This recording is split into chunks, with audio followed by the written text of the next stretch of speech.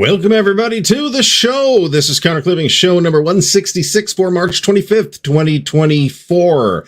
And I'd like to thank everyone for coming. Tonight, we have some wargaming news. We are drinking Glenlivet Caribbean Reserve, which is excellent. Bottled at 43%, which says to me that they could be trying a little bit harder, but I'm sorry, 40%. If I said 43, it should be 43. It is, in fact, 40, which is a little bit low. Not because I want to get cranked, but because alcohol carries flavors. That's why you put alcohol in food. So anyway, we are clipping Rebel Fury, as you can see, and there's a pretty good chance, depending on what kind of pace we could set tonight, that we'll actually finish it tonight. And I was pretty close to actually finishing the Chickamauga counters before the show started, even though I only started clipping this like 10 minutes ago. So nice compact game. So I want to thank everybody once again for coming. Don't forget to like the video, subscribe to the channel if you're not subscribed already through some unhappy mischance. And super chats and super stickers are on. So if you want to help support the channel, that's a great way to do it. And also a great way to get your comment highlighted so that I will respond to it. I am guaranteed to respond. I cannot guarantee a satisfactory response, but I am guaranteed to respond if you slap a super chat or super sticker on it. And I like the counter art, and maybe I'll talk about that a little bit in the video you'll be seeing on Thursday. Let me put it that way.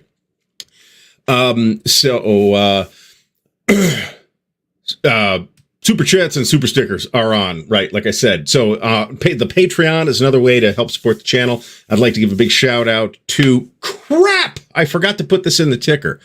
I think I'm just going to leave the ticker down because the only thing that's in there that's up to date is my email address, which is ardwulfslair@gmail.com if anybody needs to get a hold of me.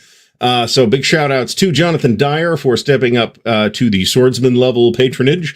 Big Carlo for also stepping in at swordsman level, and Mark Gauthier, who also joined up at the swordsman level. So thanks to Jonathan, Big Carlo, and Mark very much. And of course, the big news last week on the campaign for North Africa is basically taken care of. So we'll be starting basically fresh with a new campaign.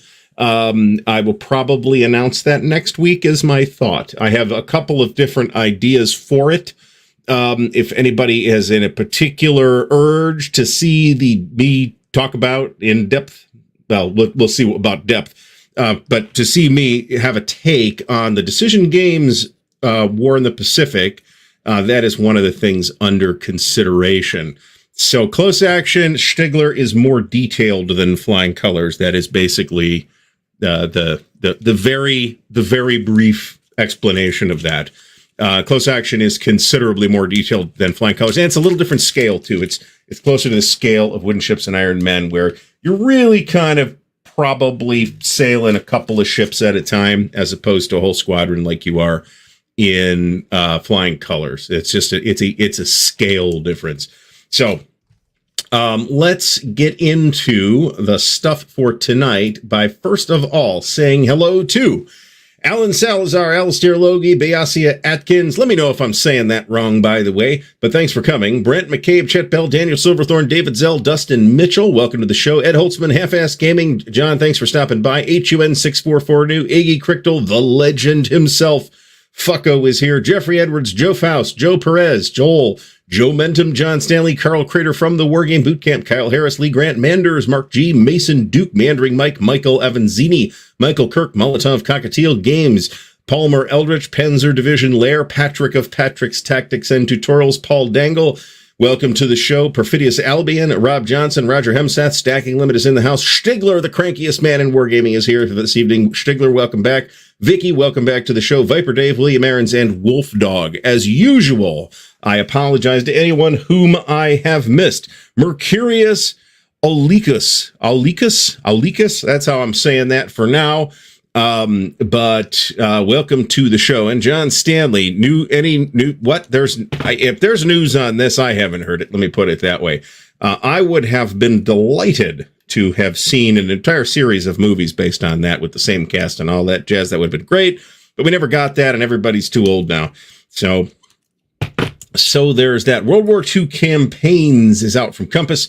That is a pretty, maybe exciting is not the right word, but that is a release I've been looking forward to seeing because it is a 3-in-1 pack of some classic Game Designers Workshop stuff. I didn't think to bring this in here, so I'm going to go grab it right now.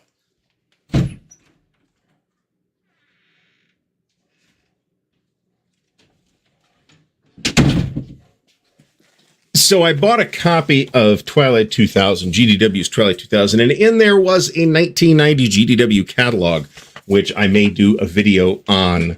It's actually pretty neat to look through, although only about the last, maybe about 6 pages is actual war games, and the rest of it's RPG stuff. Alistair, let everybody pipe up in the chat if you're experiencing problems with lag or anything like that. It is possible that it's me, and it's possible that it's not. So who knows? So anyway, the laser cutting that is going on now. Are we talking about World War II campaigns? Laser cut? So I don't know if laser cutting is really a thing that's coming back. Let me put it that way. Sounds like it's all good. Athena 2000 CE, welcome to the show. And thanks for coming by. We got 150 people here already, 32 of whom are on Twitter. So welcome everybody. Thanks to the Twitter folks who are out here this evening, and I guess thanks to whatever Twitter algorithm thing is going on that is causing people to watch this show on Twitter. So there's that. In case I don't mention it toward the end of the show, or in case you drop off before the end of the show, the unboxing for this week will be Rebel Fury, and it will be with the gracious assistance of Mr. Mark Herman. So check that out when it comes out on Thursday. The game looks terrific, and I don't want to spoil.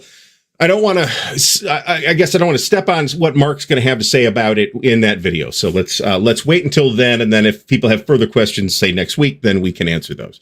But in the meantime, the games are good. So pre-rounded counters does not necessarily signify laser cutting. In fact, it almost never does.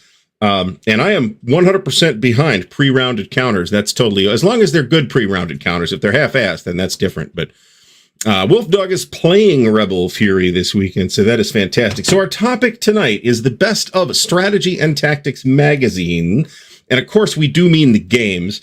And we're going to be talking about the SPI years tonight with a little more structured countdown than we have had over the last couple of months. So let me first of all pull up the Wargaming news of the week, which is Doomed Battalion's 4th edition is now available for pre-order over on Multiman Publishing's website. 283 out of a required 850. It will hit this number. It's just a matter of the time. I've got my order in, which was something like 200 plus, because I just didn't get to it. I didn't want to deal with it on the phone, and I wasn't in front of the computer until earlier today, like this morning, when I could push this particular button. This is, as far as I'm concerned, the last ASL piece that I personally really need. So I'm happy that this is finally, I mean, I knew this was coming. It was just a matter of exactly when it was going to go up on pre-order. And there was, of course, a chance that it wasn't going to go up on pre-order, that they were just going to release it at Winter Offensive in 2025, and then put up like an instant pre-order type of deal, which they have done from time to time. But if it's ready to go, there's no real reason why they shouldn't do it now, as far as I'm concerned.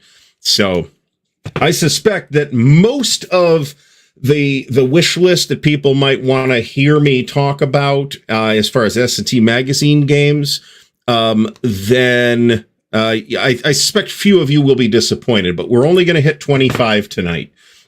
So we won't hit everything, and I might do a part 2 covering numbers 25 to 50. An interesting data point, however, let me pull this down since we don't need it anymore. How does this look? I want the chat. I want the chat up, so we'll keep it up there. So what the hell is this stuff? Okay, so this is Chancellorsville. So an interesting data point that I, stumbled across when putting this list together this evening. is that of the top 30 S&T games, this is according to ratings on BGG, which obviously take with a grain of salt.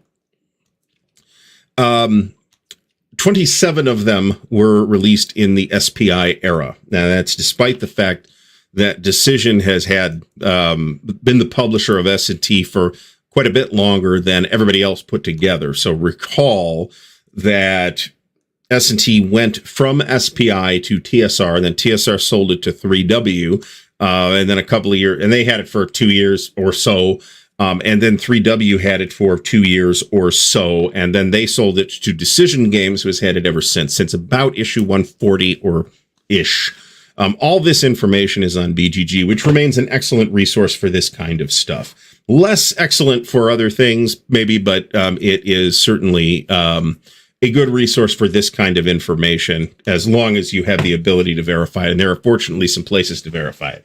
And we got some extra info on a couple of these things that I actually went and dug the info up, because a lot of these games I've got at this point, or at least had back in the day. So I don't see, let me see. Oh, Jesus, I would think so. So remember that SPI used to occasionally report their circulation in the magazine itself, and it was like 30,000, 40,000, something like that. There's no way Decision is printing that many copies nowadays. So I think that there's, and this is actually a big part of the reason why it's relatively easy to get SPI games if they appeared in the magazine, with a few exceptions. For some reason, Flight of the Goban seems to be real hard to get. It's really early. I don't know why. And that's not on this list, by the way. It was released in, I think, issue 21, something like that, along with Chicago, which is about the Democratic Convention riots, which is, an interesting experiment on SPI's part, but it wasn't something that they felt obliged to return to that topic later on. Let's put it that way. So Michael Evanzini says this is his era of S&T. Started subscribing with issue 26 Grunt. Mark Herman has had some really good things to say about Grunt, and it makes me want to run it down. But generally, my threshold price for SPI S&Ts, again, there would be exceptions depending on what you want, but it's mostly $5 to $10, and usually you can land that. If you want Unpunched, it's gonna be a little more. I don't think that's terribly new, actually. I can. Are we 5 minutes into the show? We are 5 minutes into the show, so I think the algorithm's not going to stomp on me for saying it out loud.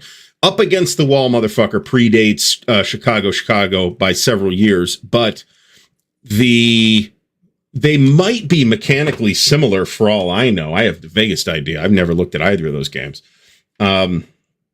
And I will mention, by the way, that Noble Knight has a copy of Up Against the Wall beep, beep, beep, beep, beep, beep, in stock right now. Actually, I think they might have a couple of them. So anybody that is interested in that and you're inclined to spend about $1,000, they do have it available, and it's incredibly rare. So I mean, that is not an unjustified price. Alan Salazar mentions Frederick the Great and Borodino. One or more of those might end up on this list. Crete, not only your first, Roger, but the first game that appeared as a magazine game in S&T, at least according to BGG's reckoning. They might have done test series games prior to that. I'm not sure about the exact timing. Also, I have broken my chair, so I'm sitting in a different chair this time. But hopefully that at least means that it'll be less squeaky. It's been super duper squeaky.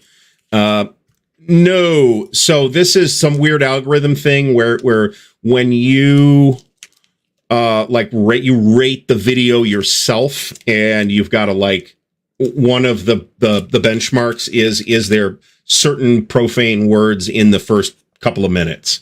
I tend to say 5 minutes, but sometimes we don't make 5 minutes because sometimes it happens. Perfidious Alibi and Kharkov is his all-time favorite. This may have, I'm not 100% on this, but it may have just missed the list. Mike Reed says Freddy the Great and the Crusades. I have both of those. In fact, I have all 4 of the games that are being mentioned here. Veracruz, which is Mexican War, which actually looks pretty interesting.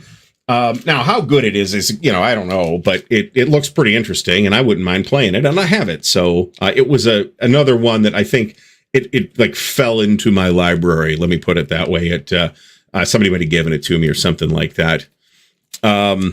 Paratroop. So, Marty, it's not Paratrooper, it's Paratroop. And that was my first war game of any kind, or indeed hobby game of any kind. All right, let's see how we're doing this here, because so I am a big fan of how GMT has set this up, in that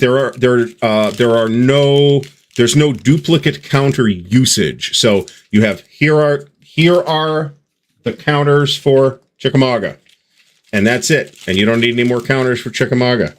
And here are the counters for Chattanooga and that's it. So you can just sort them exactly how you're going to set them up, which I love.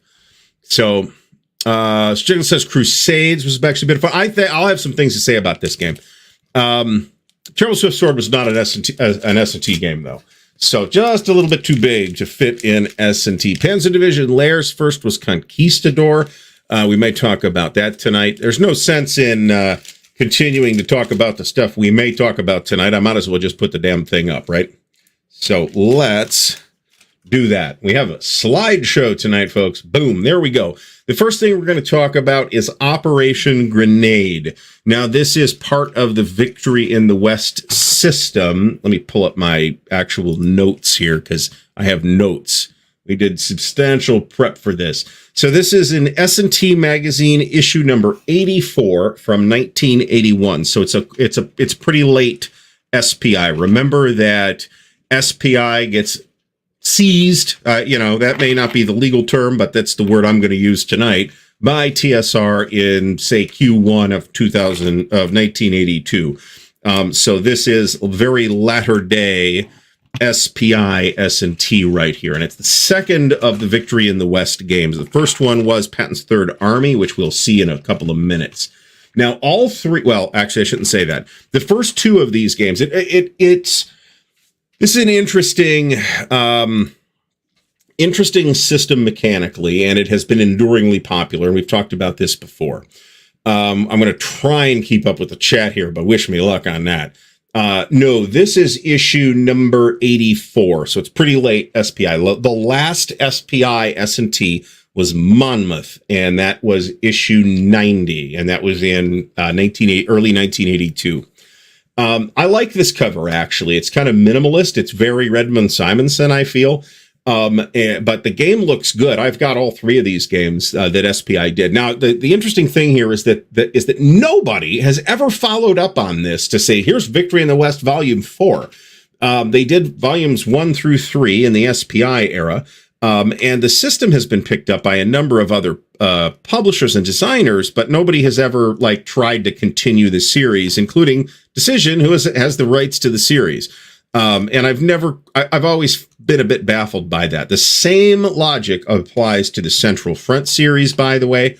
And to a lesser extent, it would also apply to GBACW, except that did get picked up carried forward by the original designer, and is now in the pretty nice, capable hands of GMT. So I'm reasonably happy with how that's turned out. But a bunch of these are good enough to, some of the other games that I just talked about, let me put it that way, are good enough to have supported a similar trajectory, and they just weren't fortunate enough to do that. All right, so Kevin Featherly finds it interesting that S&T did a Chicago 68 game, which is what it is. I don't know anything about this, but I don't know much about this subject, to be completely honest. I'm aware that it happened, but that's about it. Mike Reed says Monmouth was great. I do have S&T Monmouth as well, and it does use the Wellington's, or at least a version of the Wellington's Victory system.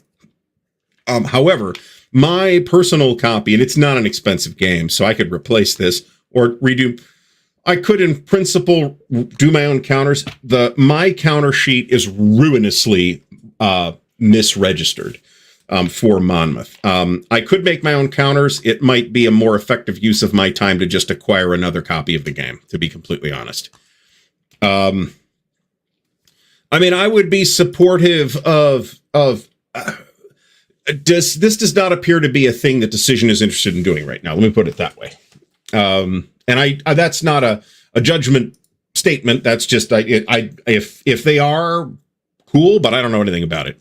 So, all right. So this was number 25 on my list, or I guess number 1. And but number 1 will the last thing we're going in reverse order from lowest, although it's still pretty high, to highest BGG rating here. And I've got something to say about most of these games, even those I haven't played. You can laugh at me for that if you want, and that's fine. The next one up is, I know it says Napoleon at War here, but this is Borodino. This is a John Young design. John Young is one of those pretty interesting designers who wasn't that prolific, I don't think. But the games that he did tended to be more interesting than average. And he is a designer that I think is worth a look at. Molotov Cocktail Games asks if Decision has the rights to all those games now.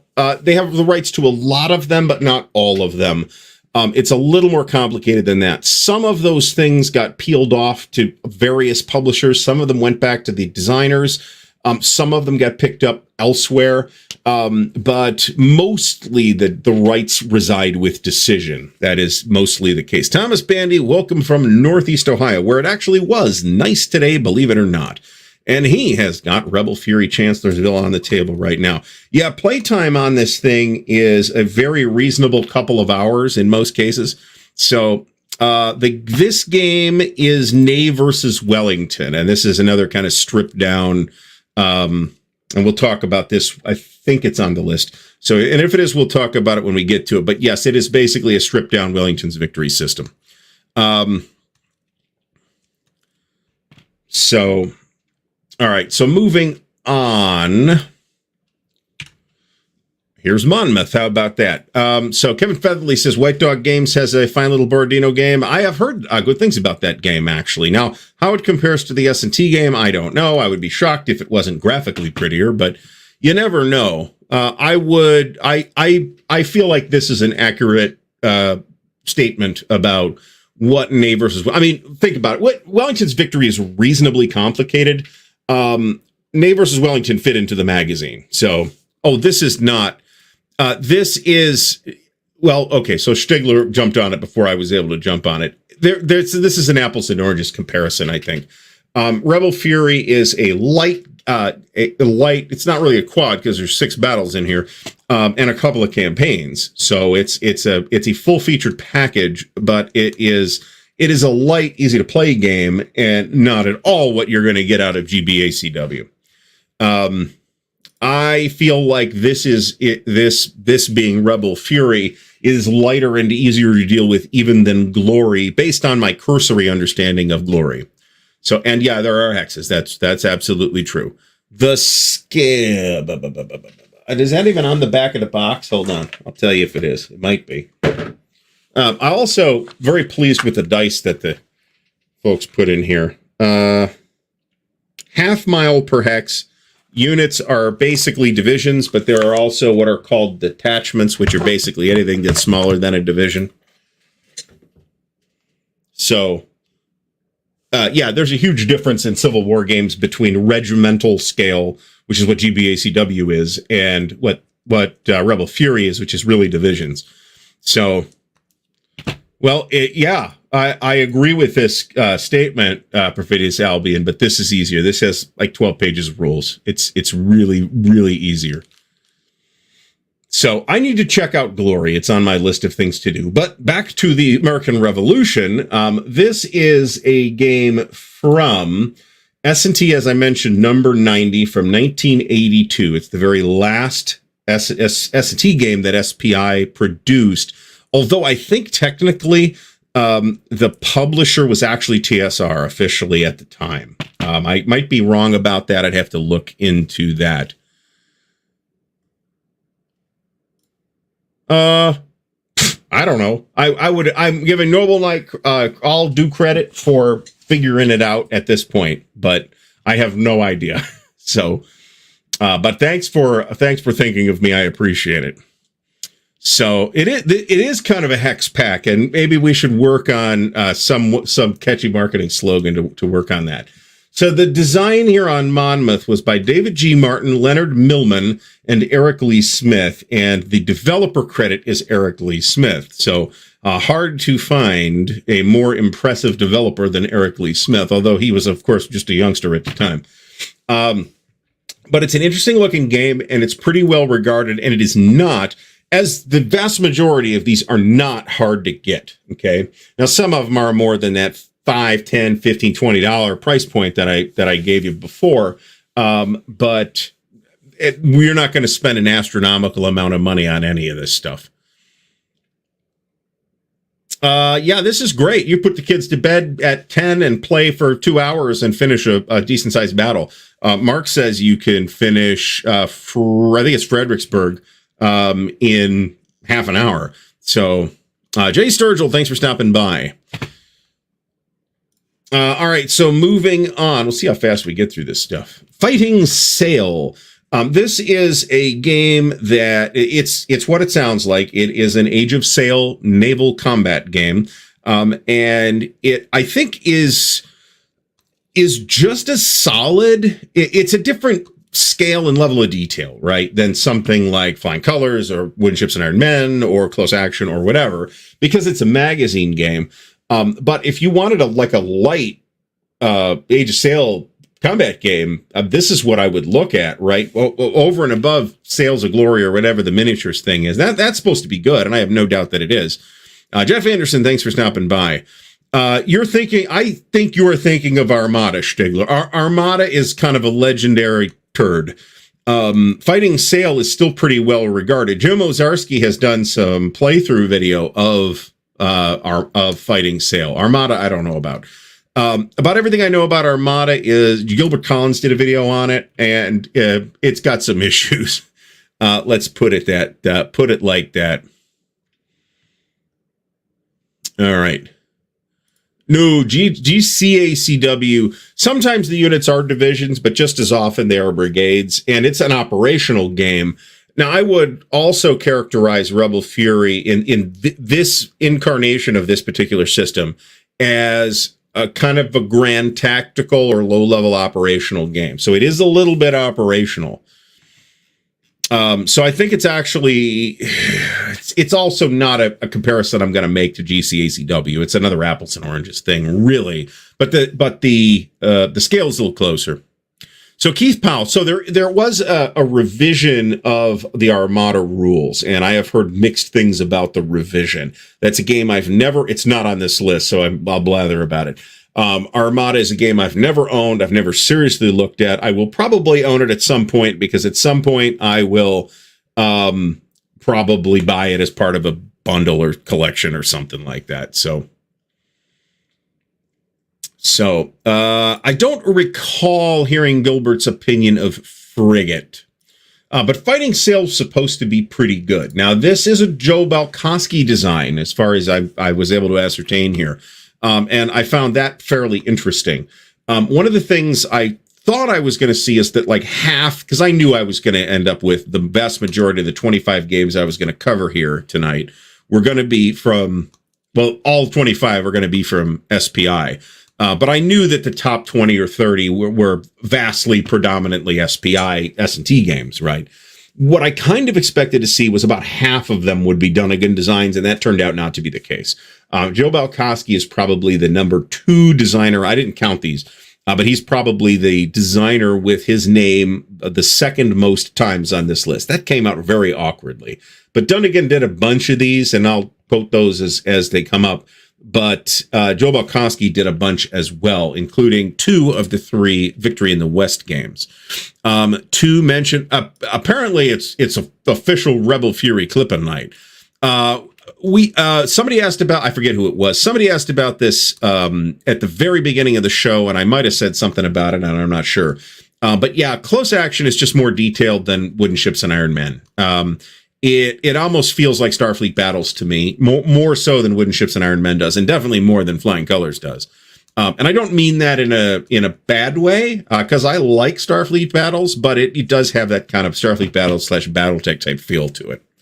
But it's, in terms of complexity level, it's closer to Starfleet Battles. Let's put it that way. It's not that complicated, but it's more complicated than any of the direct comparison games. Let me put it that way. All right, Justigard says that the latest C3I has new counters for Gettysburg done in the Rebel Fury style.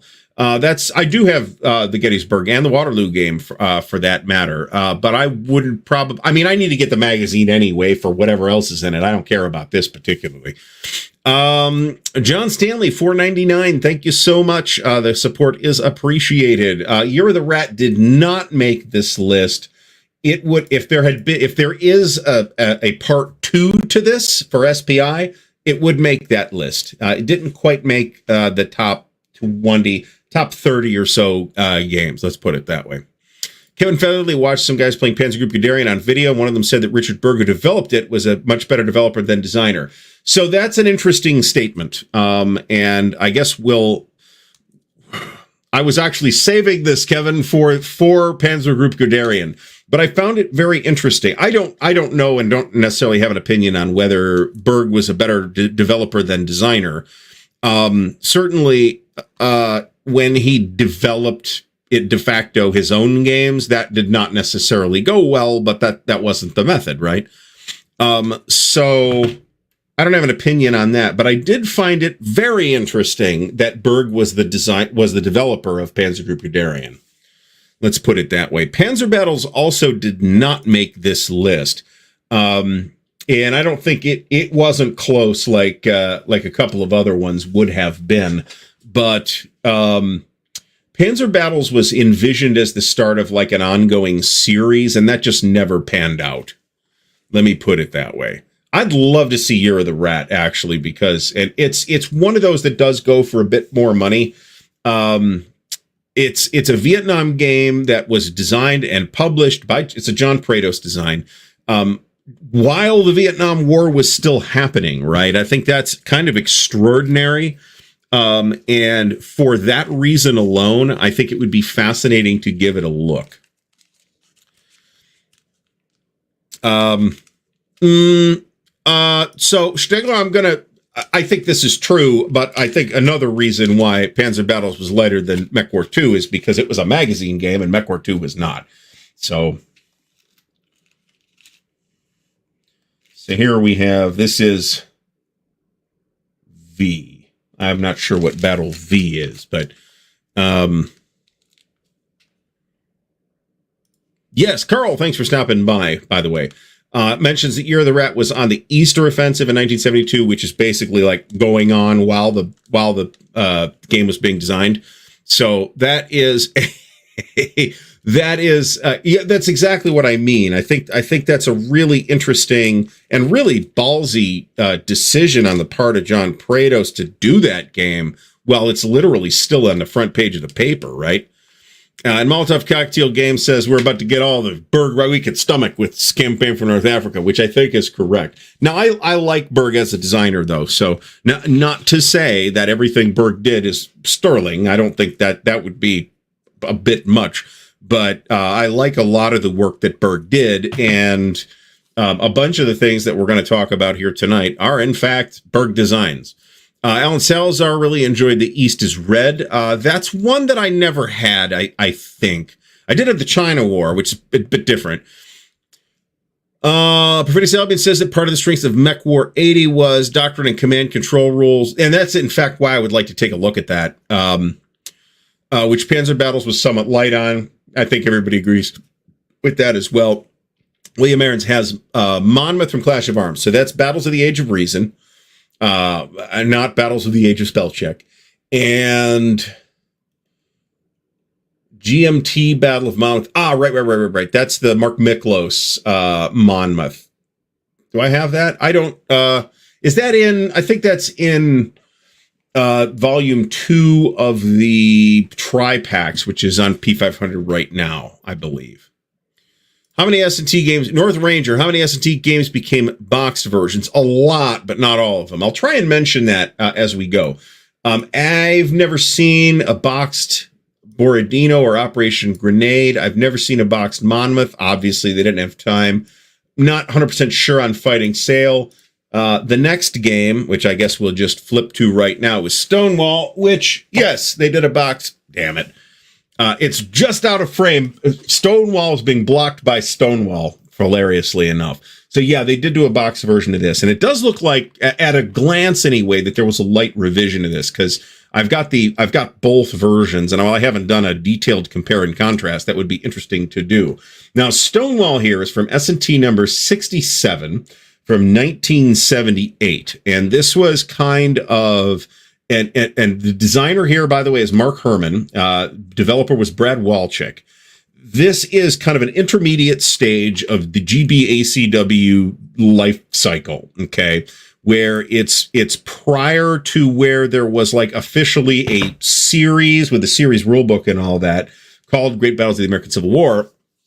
But it's after Terrible Swift Sword. Might even have been after Bloody April, although I'm not sure about that, but it's definitely after Terrible Swift Sword. So this is a game that is highly interesting to me because I want to see how that system is evolving over the course of time, particularly in those very early years where you got Terrible Swift Sword, you got Bloody April, you got Stonewall, and then you got these early ones, which P. Ridge might have been the first one. And this is a tiny game too. It's about a quarter counter sheet. So it's a very small, I'm not sure how big the map is. It might even be a full sized map. But it's about a quarter counter sheet or a little over that. It's a very, very compact game. Joe Perez says that's pronounced Walzak. I may or may not remember that, Joe, but thank you. So, I mean, there's tons. Kernstown is for a relatively obscure Civil War battle. Relatively, not really to wargamers, because there's been plenty of games on Kernstown, right? You got this, you've got Blind Swords has a game on Kernstown. Stigler mentions the one in Death Valley. There's two of them in Death Valley, actually. I think first and second Kernstown are both there. I would say that your best bet for a high fidelity take on the battle, and any of these battles really, is probably going to be with GBACW. But this has like 8 pages of rules. So I'd kind of like to check this out as well. Mr. Mark Herman is here. Mark, thanks for stopping by. Says Stonewall has a full-size map and a half counter sheet. Well, I wouldn't call this a half counter sheet. So very handsome box, by the way. Great. It's the classic picture of Stonewall Jackson.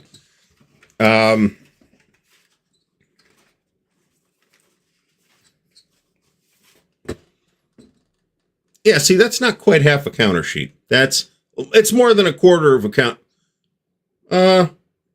No, that's exactly a quarter of a counter sheet. A quarter of an SPI counter sheet. So, but the game looks very interesting, actually. So, and it is Jackson. So, I mean, let me put that back on the shelf where it belongs so I don't ding this very pretty box up. Oh, yes, that's true. That's true. I didn't think of thinking of it that way.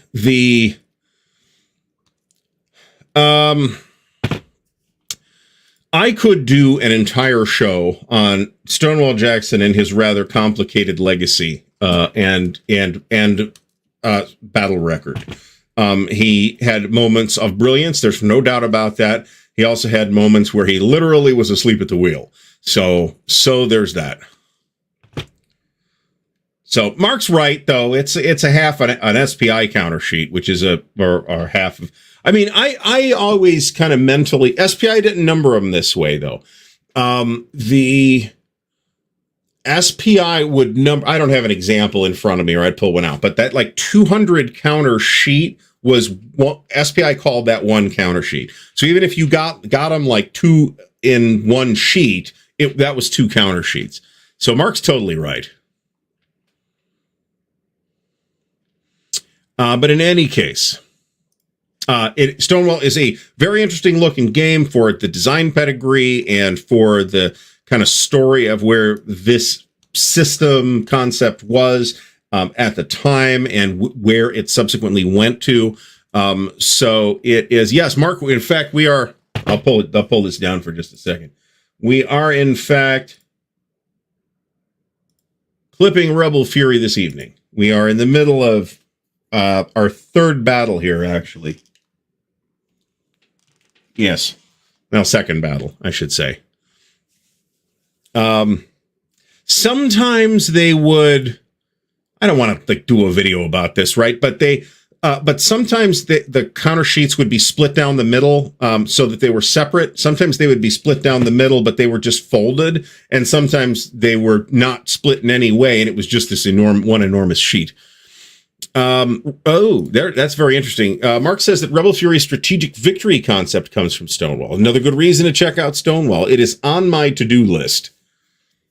So, yeah. Well, and you know, that's what size those original counter sheets, right? Is that they fit in the flats. So in any case, Stonewall, very interesting looking game. Can't wait to get to it, but I probably won't get to it all that soon. So next up is, there's two examples here that I'm going to say these are contenders for the worst S&T covers of all time, and this is one of them. And it's just because it is friggin' unreadable. This is Breitenfeld. This is S&T number 55 from 1976. And it is a design by Jay Nelson. The developer was Brad Hessel. The game is well regarded, but this cover is trash. This is, as I recall, the fifth wheel game out of the 30 Years War quad. Somebody correct me if I'm wrong on that. But so a lot of the quads would have like a fifth wheel game that would show up in S&T usually. Constantinople was one of those. In the case of Constantinople, the quad was Art of Siege, which is a quad, right? It's just a soapbox quad as opposed to all the other ones. So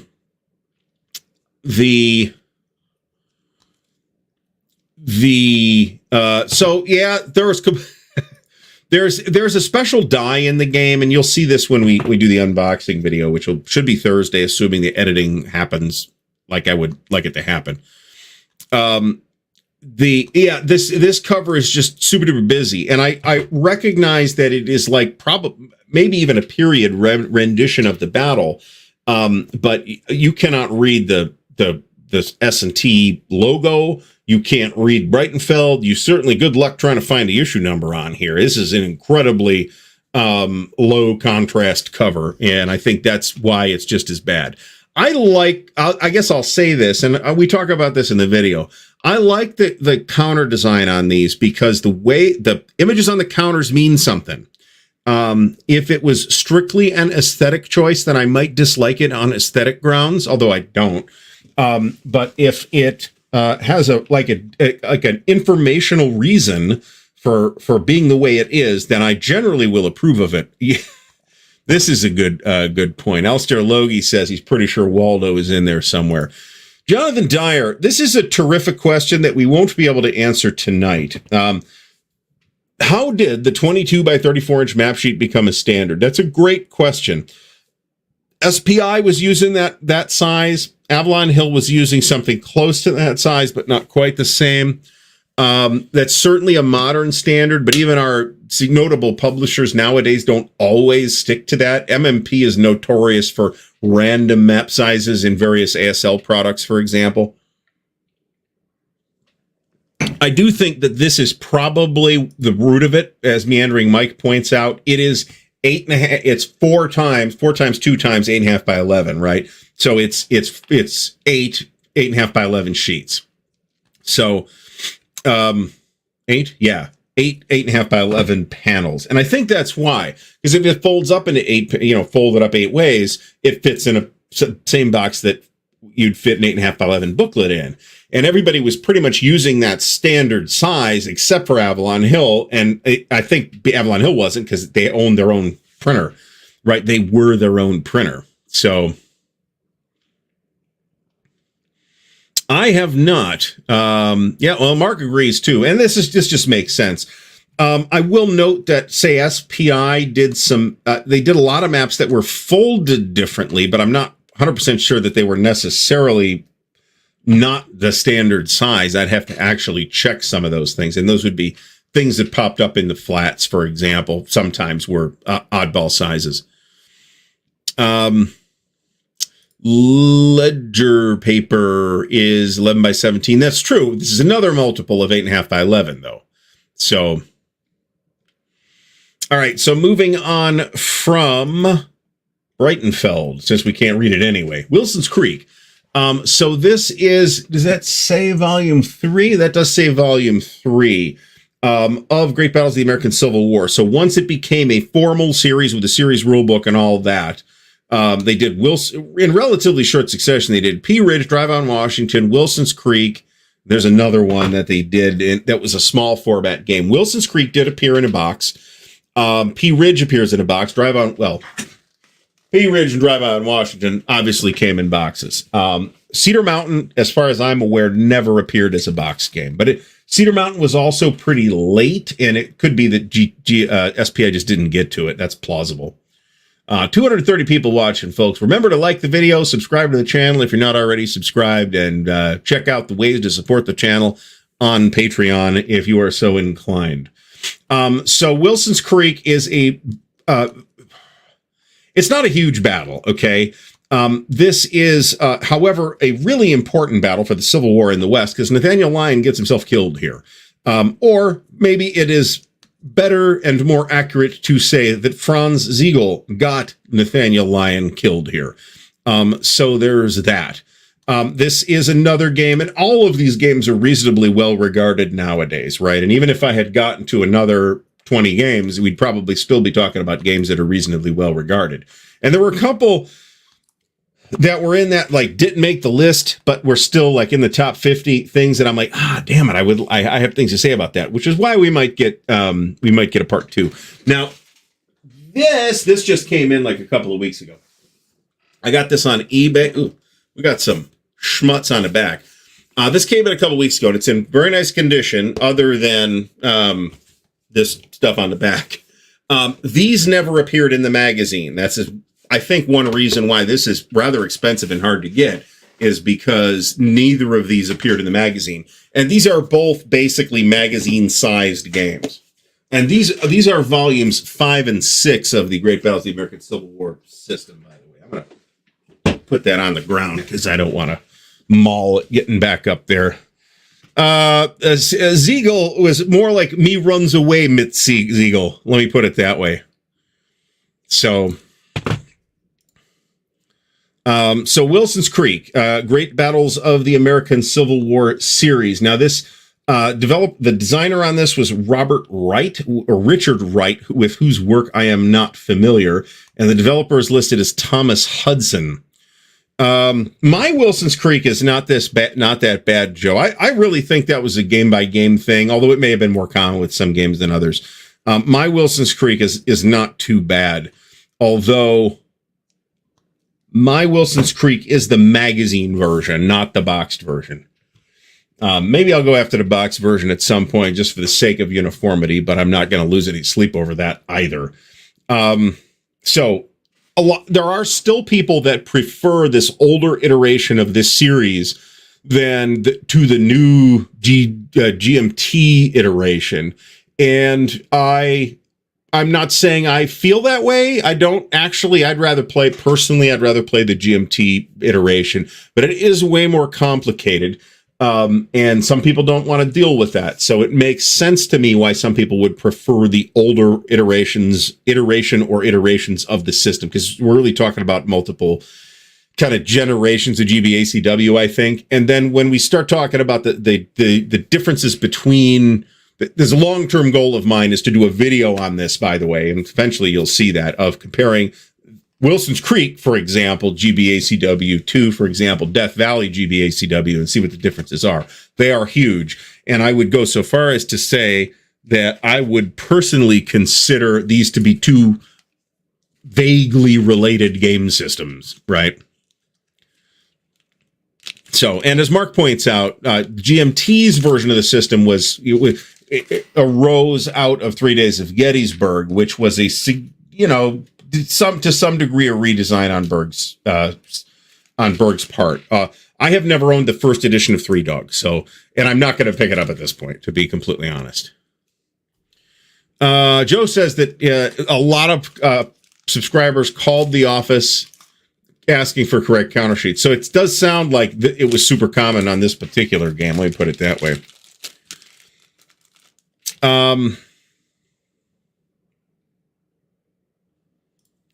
Mike Reed says that Berg started experimenting with the TCT in Horse Soldiers.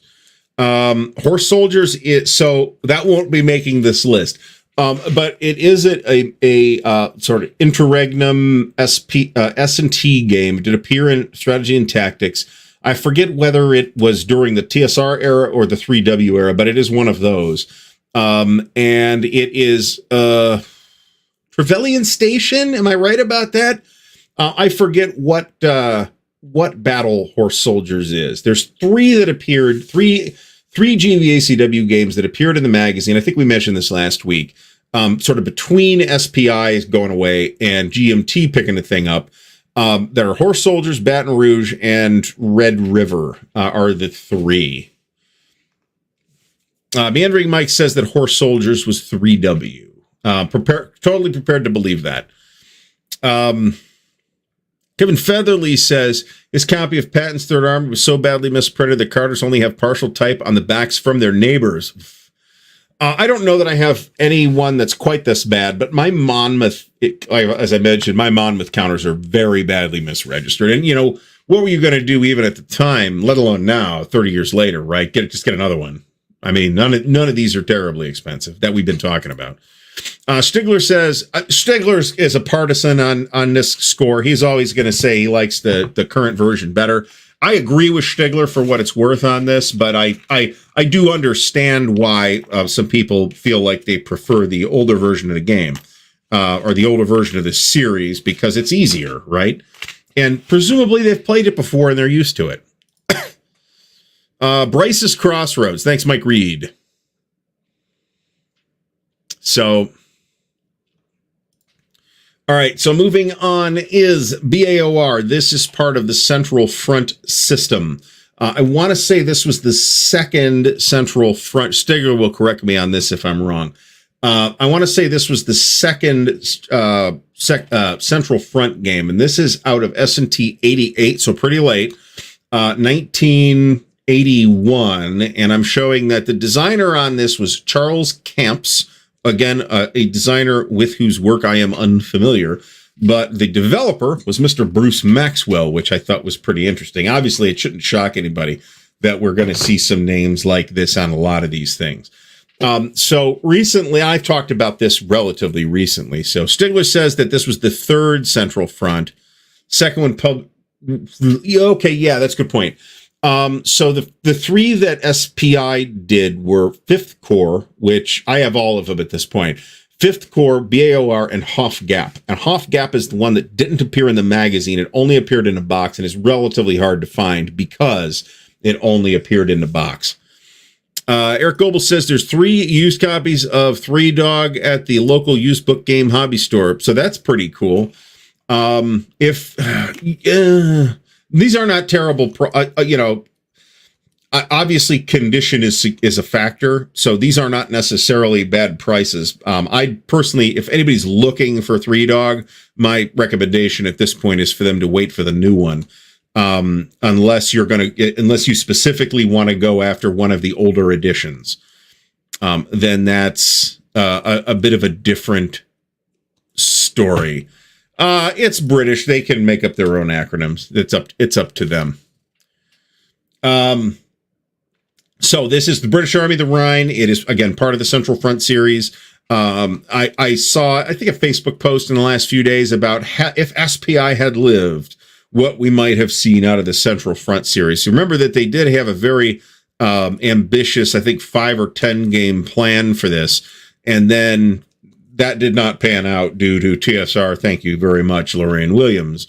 But there were 2 later games published nominally in the series by, again, either TS. I think in both cases 3W. Actually, I think one might have been 3W and one might have been Decision. North German Plain and Donau Front, which are basically a completely different game system. Mark says he took over the series near its end. Mark, with which game? Yeah, and Alistair's Logie points out, Callendale did a series of videos on this, and I have not had a chance to watch those yet. Half-Ass Gaming says Central Front needs a makeover. I feel this is another one of those series like GBACW, but GBACW at least has like a lineage that's still going with GMT, right? So that's a little bit of a different story. But like Victory in the West and Central Front, I think are strong enough series that I am just as happy. I would be happier to see if they had continued, right? Am I missing one here, Mark? It's possible. So Nordcap. Mark, are you saying you took over with Nordcap? I didn't think this was part of the series. And this was a TSR game. Again, by designer Charles T. Camps. So, and this was a 1983 release. TSR held on to S&T for something like 20 issues. So, all right, so Stigler says you can get all 5 Central Front games in the original SPI style in a Vassal module. It's called Red Thrust, which I think is really an unfortunately phallic name, Stigler. I think we all have to agree that is really unfortunately phallic. The Vassal module might be amazing. I don't know. So, yeah, you never know when somebody is just dump a collection, right?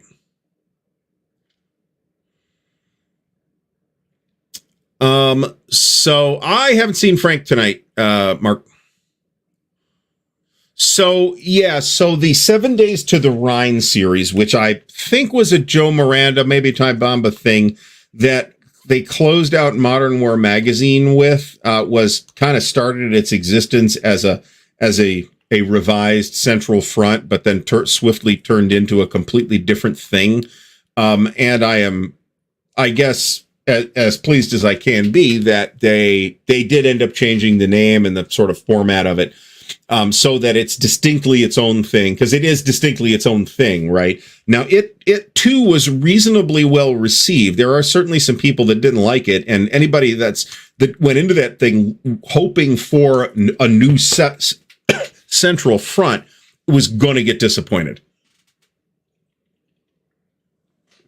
So, well, it does though. It started out as the new Central Front, and then it swiftly became apparent that it was, in fact, it had nothing to do with Central Front. So yes, it doesn't, but it also kind of does. You know what I'm saying? Less than 60 miles and the 3C. We're having some throat issues this evening, folks. It's a good catch on Grunyard Rich's part. So this less than 60 miles, this is called the C3 series, as I recall, from Thin Red Line Games, is also kind of a modernized take on Central Front, but also it feels to me at least it looks pretty different from Central Front. I keep wanting to say Second Front, so let me apologize for that. It looks significantly different to me, but it also definitely looks inspired by Central Front. Let's put it that way. All right, William Aaron says that in the 1980s, the BAOR had 50,000 troops. U.S. Army had 230,000 troops, much less strategically located. There you go. So, Carl Fung says that less than 16 miles is based on NATO Division Commander. This I have not heard. But NATO Division Commander is another one I've never really looked at. However, it actually does sound interesting. Maybe not something I'm interested. When I say it sounds interesting, I don't necessarily mean that I would like to play it. I'm not sure I would like to play it, but it does sound like an intriguing design. It's double blind thing. Sounds quite interesting. And I'd like to see what Dunnigan did with that. Let's put it that way. All right, next we have October War. Now, there was sort of an interesting phenomenon at SPI, where in some cases, the credited designer did 80% of the work, and the credited developer did 20% of the work, or 15% of the work, and then 5% was whoever else was involved. And in other cases, it was the exact opposite, where the credited designer did 10% of the work, and the credited developer did 80% of the work. Now, this is design credited according to the game itself, and I do have October War. And my understanding is it's kind of Arab-Israeli wars, but the Panzerblitz system, sort of. That may be unfairly reductive. That this is an IRED B. Hardy design with developer Mark Herman, and Mark is here, so I'll let him weigh in on what percentage of October War was him and what percentage was Terry Hardy. Hardy is another one of those designers that I thought was really interesting. That wasn't necessarily the world's most prolific fella as a designer anyway, but he did a lot of things that are favorites of mine, and that I think were very intriguing. He did, for example, War Between the States and War in the Pacific and Outreach, and those are all really interesting games, except for Outreach, which is both really interesting and one of my favorite SPI games. So, Dragon Dice. Is this the Dragon Dice that TSR did back in the day? Or a new version thereof? Stigler has seen enough of the Thai Bomba to know what to expect. The people who supported Central Front wanted nothing to... I mean, yeah, like I said, I was very clear when I said it this way. Anybody going into that series expecting it to be Central Front was going to be disappointed, and usually was vocally disappointed. Let's put it that way. I just think that was a bad expectation to have, except that Decision started the process out by giving everybody that expectation. So, all right, Mark says that it's supposed to be Mech War 77 in October War. It's a total redesign by Mark that Terry greenlit. Being a developer at SPI is very different. Yeah, I mean, I just from talking to people, it's like, okay, well, so-and-so was the developer on this, but I know they did most of the work because I talked to them. So-and-so was credited as the developer here and was really didn't do anything. So, it was just one of those things where it has to be examined on a case-by-case basis, as far as I could tell. John Madison knew the two guys who created Dragon Dice. Did you punch them in the throat? Is my question. So, did I play Dragon Dice back in the day? I think I did. It wasn't the worst thing I've ever played, but it was clearly a money grab on their part too, right? Wellington's Victory is another total redesign. I want to say it's a Chris Perello redesign. It's not really a total redesign, but it is 80% a different game, and I have a less high opinion of the Decision version. So October War, this is Arab-Israeli War. It's a tactical game. This was from S&T number 61 from 1977. So that was a relatively fresh topic, not quite still going on, but relatively fresh topic back in the day. So next up is Patton's Third Army and the rather infamous Howard Chaykin cover. Now, this is a cover that is not necessarily artistically awful. However, this doesn't feel like an S&T cover. It feels like a Sergeant Rock cover, and that was kind of the problem on this. So. Now, Ty may well have been pretty clear on this, but I guess where I'm coming from here is, I'm completely cool with Ty doing whatever he wants to do, and completely cool with Decision doing 7 Days to the Rhine in whatever format they did. Stigler is less cool with it. But what I'm trying to say here is that I think that is an interesting enough system that I would like to see it revived directly rather than reimagined as Ty did for 7 Days to the Rhine. Ty may have had a complete clarity on his part about what he was doing from the beginning, but I think that the audience was still confused. So Well, Howard Chaykin, award-winning comic author. This is not his best work. It just doesn't fit here, right? It's artistically fairly lousy too. I will actually agree with that, thinking about it. So this is the first game in the Victory of the West series, designed by Joe Balkowski, and this appeared in SAT number 78 from 1980. So, I don't know if it's. I'd say this is. I know the cover you're thinking of. I'm sure you're thinking of that Operation Husky. I don't know that. I actually think the Breitenfeld cover is actually worse than this one because it's unreadable. This at least is mostly readable, although it also interestingly has contrast issues. It's very difficult to pick out that subtitle, for example, and it's not super duper easy to pick out Victory in the West Volume 1 from the top. So this is yet another of those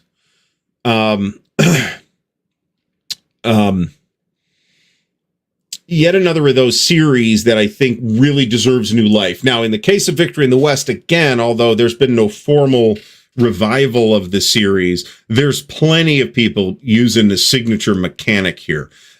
So just off the top of my head, a lot of New England well, I don't want to say a lot, but at least 2 of the 3 New England simulations games that I have now use the Victory in the West variable strength chit mechanic more or less directly as it's used in Victory in the West. So, but terrible cover. And this again is the first one, and again it's a Joe Balkowski design. There are predecessors to the mechanical idea, right? You had Invasion America, was that what it was called? You had Operation Typhoon. These were all a bit different. And then, of course, the idea of unknown unit strengths comes from, I want to say, Invasion America is I might be getting the exact title of that wrong, but it's something like that. And then that comes out, from there it goes to Panzer Group Guderian. So, all right, so I think that the reason Molotov Cocktail Games, I'm going to be a smart aleck and say I'm not sure it ever did become a standalone job, or at least after SPI or maybe TSR. I don't think anybody is cutting a paycheck for being a game developer at this point. Let me put it that way, with the possible exception of Jason Carr, and he's really a development head rather than a developer per se. I think that I think I've been pretty straight about this, although I have played it up for laughs to some extent as well. I have a couple of Ty Bomba games, and the ones I have, I think are good games. My issue with Ty is not anything about him as a designer, or as a guy. It's just that his choice of topics and my interest in topics are just, there's very little Venn diagram overlap there. Let me put it that way. So, interesting. Mark says that the developers at SPI controlled the budget. And if that's the case, then I don't care how big your paycheck is. That's giving you a little bit of teeth. That's actually pretty interesting. And I'm pretty impressed with what I've seen. I mean, he's kind of taken over very late in the day on some of these games that have been sitting around for years, right? So one cannot necessarily blame Jason for anything that's gone amiss in the last year or two, but I'm pretty happy with the process that Jason has put in place over there. Eric Goebel says there's a copy campaign for North Africa, so if you want to play along, now's your chance. Just because I'm curious, Eric Goebel, what is it going for? And don't forget, if anybody buys it, to use my affiliate link listed in the video description, and we'll get get a good start on our next campaign, whatever that turns out to be. I actually did think about making it up against the wall, motherfucker, but I just don't need that, to be honest. That would be a complete novelty piece, and the The point was not to acquire a novelty piece. So I apologize to anybody that I may have run the price up on. Although I don't think so. That's a lot. I'm not going to lie. That's a lot. Did I get a notification from them about that? I shouldn't have. I'm just curious. I'm going to actually pull it up here.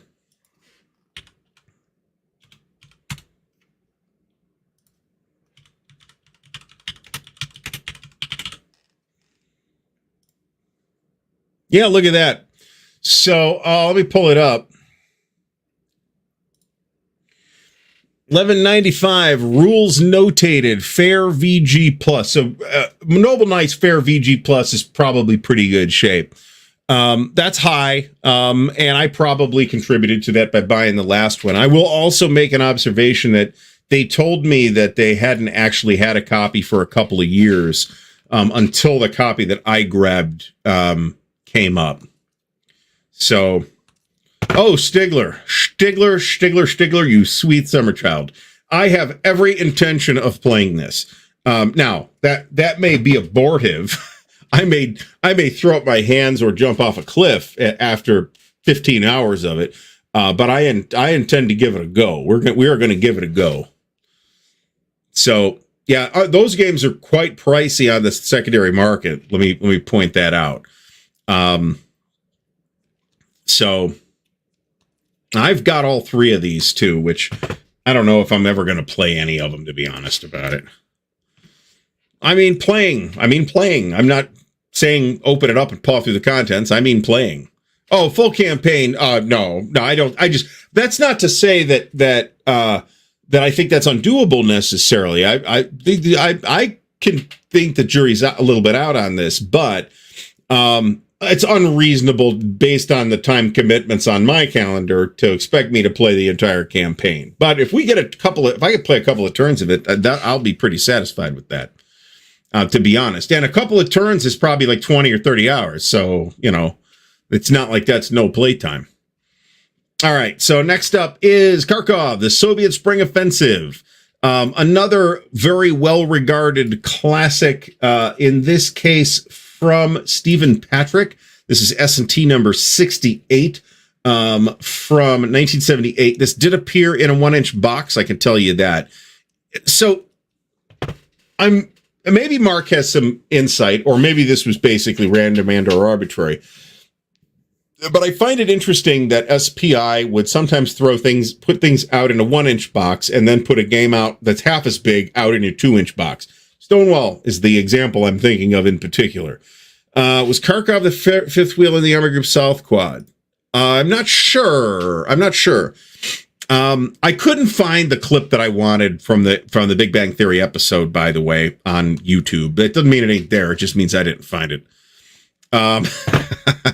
This is true. The Apple VR goggles, Apple Vision Pro or whatever these are called, are holy shit levels of expensive. It's like $3,500. Stigler says yes, and I'll take Stigler's word for it in this respect. Mark says Stephen Patrick was a very high-priced lawyer who used to argue for the U.S. Supreme Court. I wonder if I've heard the name outside the context of wargaming. Seems unlikely. Yes. The answer to this question is yes. And my understanding is he did know about it. So that's cool. This is longer ago than us old people tend to think, too. I don't know a lot about Kharkov other than to observe that it is, again, still fondly remembered. It does have the use of this sort of classic Soviet propaganda photo on the cover. But it remains an effective cover, right? That's why the Soviets said, this will make good propaganda, comrade. Stigler says that appeared before the Army Group South Quad. I think that happened a couple of times too. And Mark confirms this. Apparently he was very excited. And I would encourage, so as not to let anybody down who has not seen the episode, I will tell you that there is approximately in the 23-minute or whatever runtime of the sitcom, there's probably about 3 to 4 minutes of Campaign for North Africa material in there, maybe a little less. Okay, it's not a lot. However, there's a hilarious scene where Sheldon's set it up, and Sheldon's like, I got to roll for weather. And somebody says, what do you mean weather? It's North Africa. Isn't it hot? And Sheldon rolls the dice, looks the result up on a table, rolls the dice some more, looks it up, flips through the pages, looks up the result on another table, and he says, yes, it is hot. And that convinced me that the people, I don't know that the people that wrote the episode or in the writer's room were wargamers, but they were clearly in on the joke, right? So, Grindad Rich says it was a 2-inch box. I'm not necessarily thinking of this one specifically. I'm thinking of Stonewall, which is a 2-inch box that would easily fit in a 1-inch box. Keith says that it's still a good game, as is the Army Group South Quad. And the whole quad is actually still pretty well regarded as well. Eric says he'd rather spend his money on Case Blue. I already have Case Blue, though, so even though it's missing pieces. I generally did not find Big Bang Theory that funny, but every once in a while it was funny. And in this particular case, I was also in on the joke, right? So I thought this particular one was funny. And then there's a less funny thing in earlier where he says, "Oh, we gotta start over because we messed something up," which is a classic wargamer thing. But I felt a little too identified by that, if you know what I'm saying. All right, next up is Panzer Army Africa and the War in the Desert. Now, this is as I recall, a Dunnigan design from S&T 40. So this is pretty early, 1973, and a lot of folks might better remember it because Avalon Hill picked it up from SPI and released it later. I think there's a bit of a contrast problem happening. I don't own this, by the way.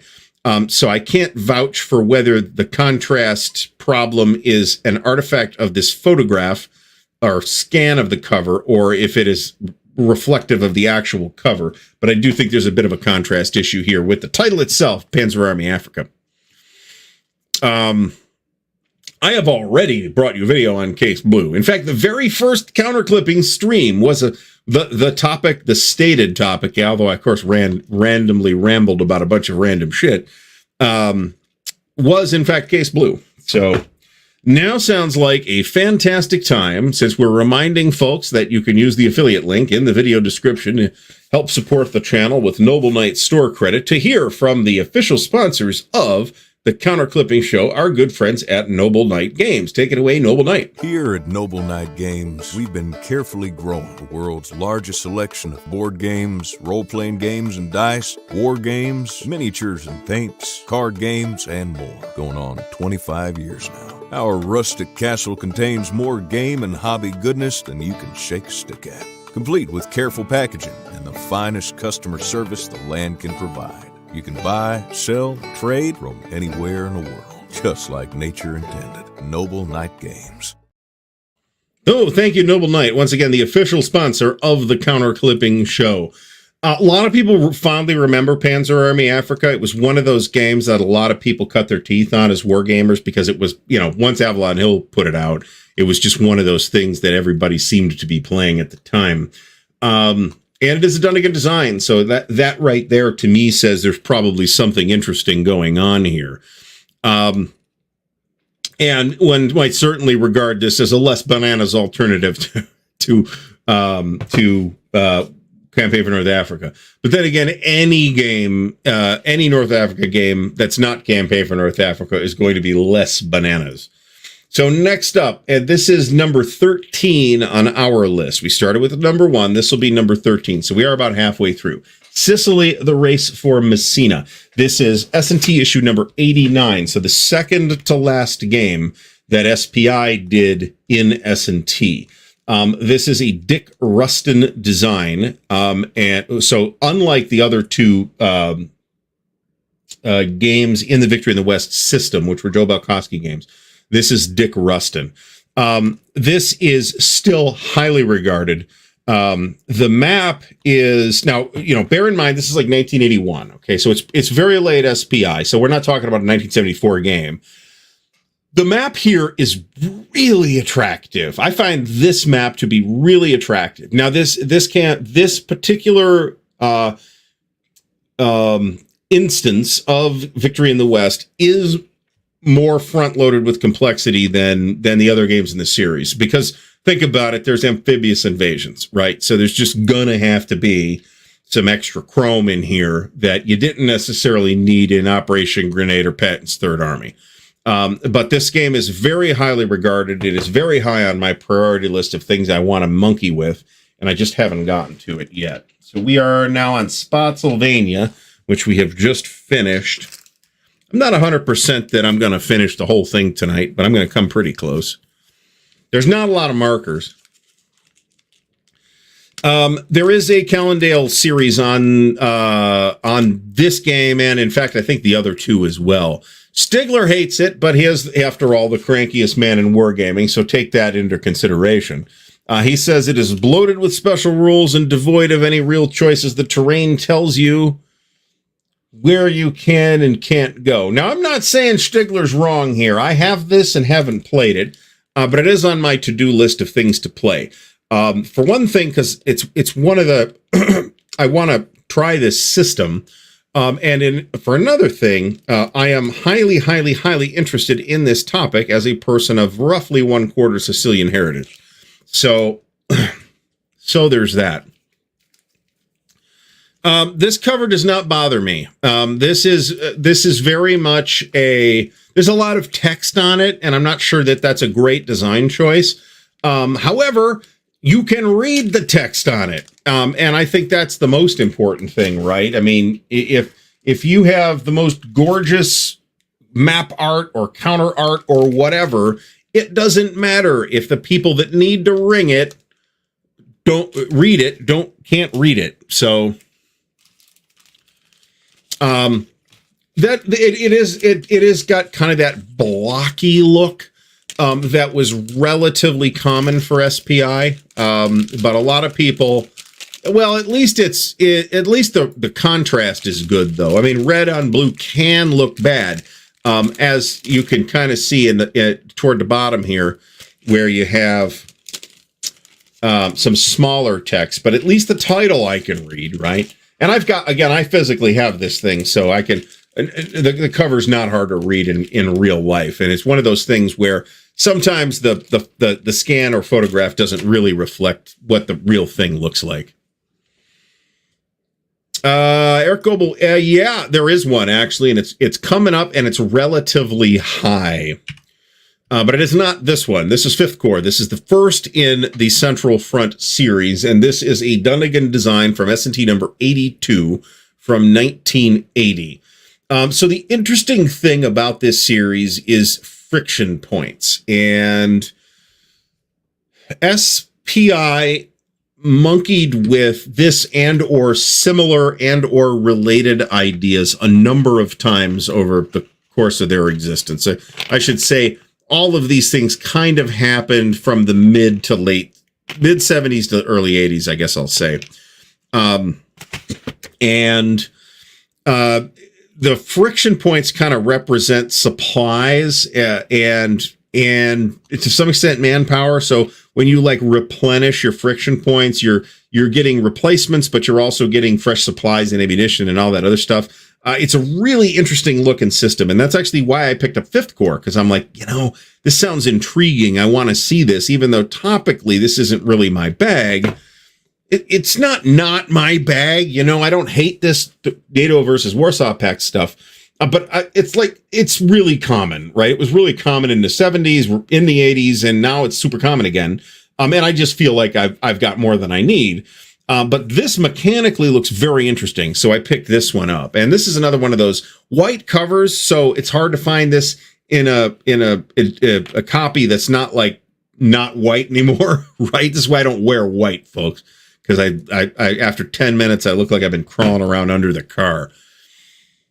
Vince Ree loves the idea of friction points. And he says the vassal modules handles it as borderline brilliant. I haven't looked at the vassal modules for these at all. Casino. I've heard pretty mixed things about Casino, actually. I believe it is a John Prados design, as I recall. It's not on this list. Although it's another one that might have shown up had I done another 25 entries or so.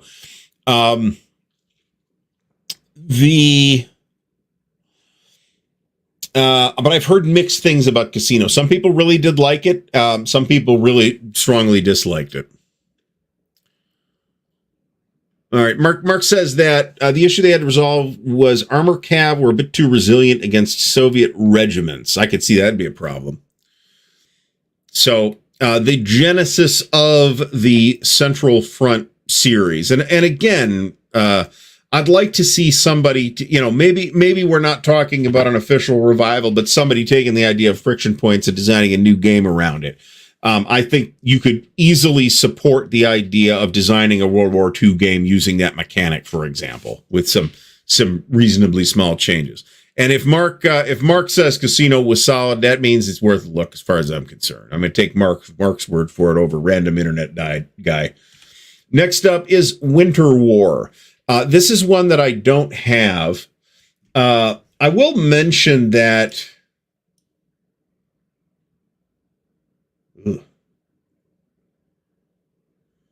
So I didn't think about this when I was putting this list together. So I've done, we have done 14 games so far. I have 12 of them of the 14. The only ones I don't have are Panzer Army Africa and Kharkov. That's actually interesting. I do like this cover. This is the magazine cover, obviously. This is a design by James F. Goff. Again, another designer whose work I am unfamiliar with. And this is from S&T number 33 from 1972. So quite early. Now, there's another really interesting thing about this particular issue of the magazine. I guess I'll mention that there was a box version of this. Decision redid this. I think as an S&T game, I think. And it's not one of those ones that everybody got super duper mad about, but maybe I just missed them getting super duper mad. Winter War is a little on the pricey side, and I'm not sure why, but the game is pretty well regarded still. And this particular magazine, somebody sent me a scan of this, so I have what I need. But this particular magazine has a very interesting article about the history of wargaming. Now, I want you to think about that and kind of put two pieces of information that I've just said together. The history of wargaming article, and a pretty big article, right? It's like an 8-page or something like that article. So it's pretty in-depth. This is 1972, right? Wargaming, I mean, it feels like wargaming is just getting started. But here we are with a history of wargaming article. And that is a thing that S&T would revisit and do a couple more times, including during that relatively brief period where S&T was a 3W magazine and they brought Jim Dunnigan back to be the editor or editor-in-chief or whatever he was at the time. One of those issues, and I have the other two physical issues. I just have a scan of Winter War of that particular article. No, not to my knowledge. I am unaware of that. There is, then it's on Decision's site and you can just get to it. I don't have the link. You'd have to figure out where it is. There is a complete archive of Moves magazine, which is totally worth your time.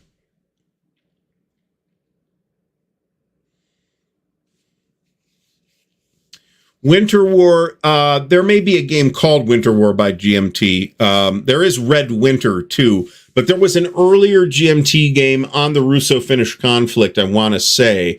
Arctic Storm, perhaps? I don't think it was called Winter War, but GMT did do a game on this topic. Henry, thanks for stopping by. Well, I've been doing this for a little while. I only look like a youngster, so I am, in fact, an old fart with serious colon problems.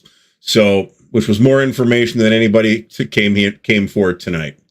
So moving on from Winter War, we have Berlin 85. This is another Dunnigan design. This is once again NATO versus Warsaw Pact, and it is S&T number 79 from 1980. This is this stands out to me for a couple of reasons. I had this back in the day. I had the magazine version back in the day. They may have done a box version of this. I'm not sure. Was it called Arctic Storm? Was that the name of it, though? That's my question. I know they did one. It's just a question of what they called it. I can even picture the box in my head. I had this back in the day, and then I had it again. I dumped it, my mom threw it away. I don't know, when I was 13, or whatever. It went away. And I got it again in the 90s and never played it. And I still haven't played it to this day. Dumped that copy and just recently reacquired a copy in, I don't know, 6 or 8 months ago or something like that. Somebody on eBay was dumping a huge collection of S&Ts, and it was in that, $5, $10, $15, $20 price point. So I grabbed Berlin 85. This is worth your time for the scenarios alone, just for reading entertainment. The scenario Operation Werewolf is possibly my favorite scenario description of all time. It is fantastic. Meandering Mike mentions Arctic Storm. Thank you, Mike. That is the game. Yeah, that's the game I'm thinking of. Like I said, I could picture the box in my head, but I'm wasn't quite airtight on the cover. But there is the Red Winter game, which is a tactical game, as I recall, of a specific battle in the Winter War. The SPI Winter War covers the whole thing. Or more. I don't know. Actually, I don't know if it covers the whole thing, because there's different phases of the Winter War, where you have Winter War and Continuation War and Continuation 2 Electric Boogaloo or something like that. So Lee Grant says they did do a box version of Berlin 85, and Grunyard Rich has it as well.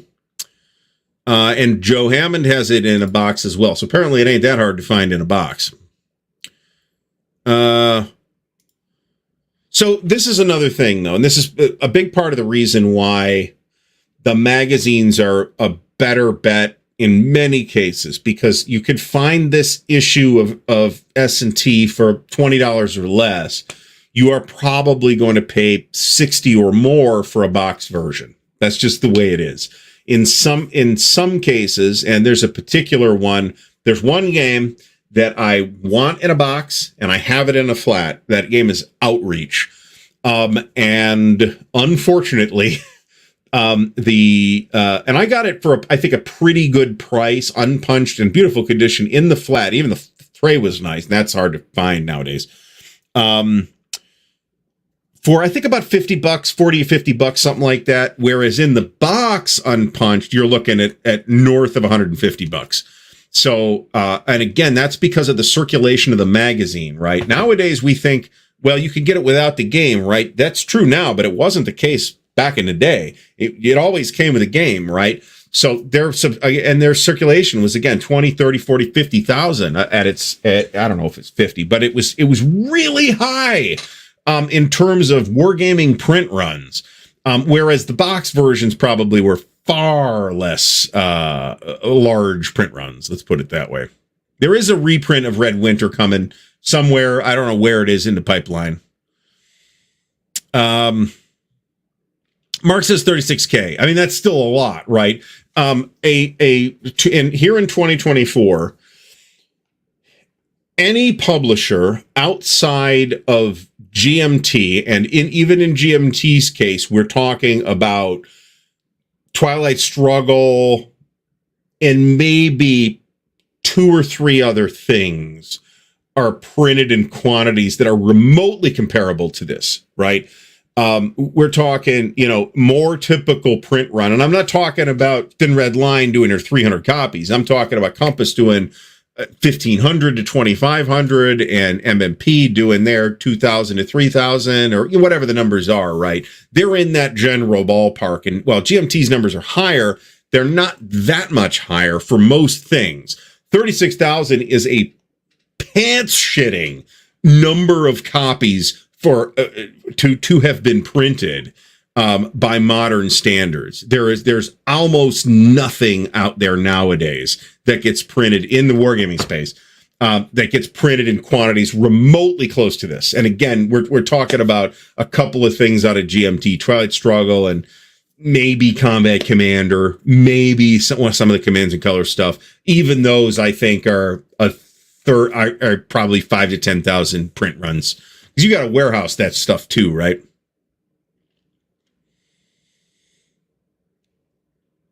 All right. Cubs Games Enemy at the Gates looks very interesting. So is that OSS or CSS? Remind me of whether that's OSS or CSS. We are actually playing CSS right now with Saipan, which was the first game in the series, and it's a bit of a mess, but it's not like a catastrophe either. All right, Scott Bell was at an estate sale last year where there were boxes of magazines, including S&Ts at 1 to 2 apiece, but somebody just grabbed the entire boxes. There you go. I have this recurring dream, by the way, where I'm at a flea market or an estate sale or something like that, and they've stacks of SPI flats in there, and that has never happened to me. I've seen it happen to other people. All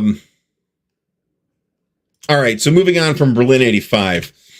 Next up is The Desert Fox. Now, this is the follow-up to... no, I'm sorry, this is not the follow-up. This is the original thing that got followed up on. This turned into... Trail of the Fox was the follow-up, and that's actually also... I'm not sure if it's the number one, but it's one of the highest rated S&T games that was not done by SPI. This is a very interesting cover. I'm not sure who the cover artist is, but this is a Richard Berg game. This is from S&T number 87 from 1981, and it is a very well-regarded game. Now, it is not the entire North African thing, right? It's 41 to mid 41 to the end of 42. So the Rommel part, right?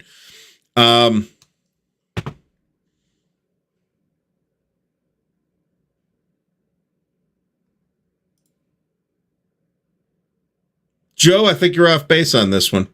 If we are going to say that this is slightly reminiscent of that album, that classic album cover, one of the greatest prog rock epic albums of all time, then okay, but I don't think it's it's not a swipe, let me put it that way. Inspired, maybe.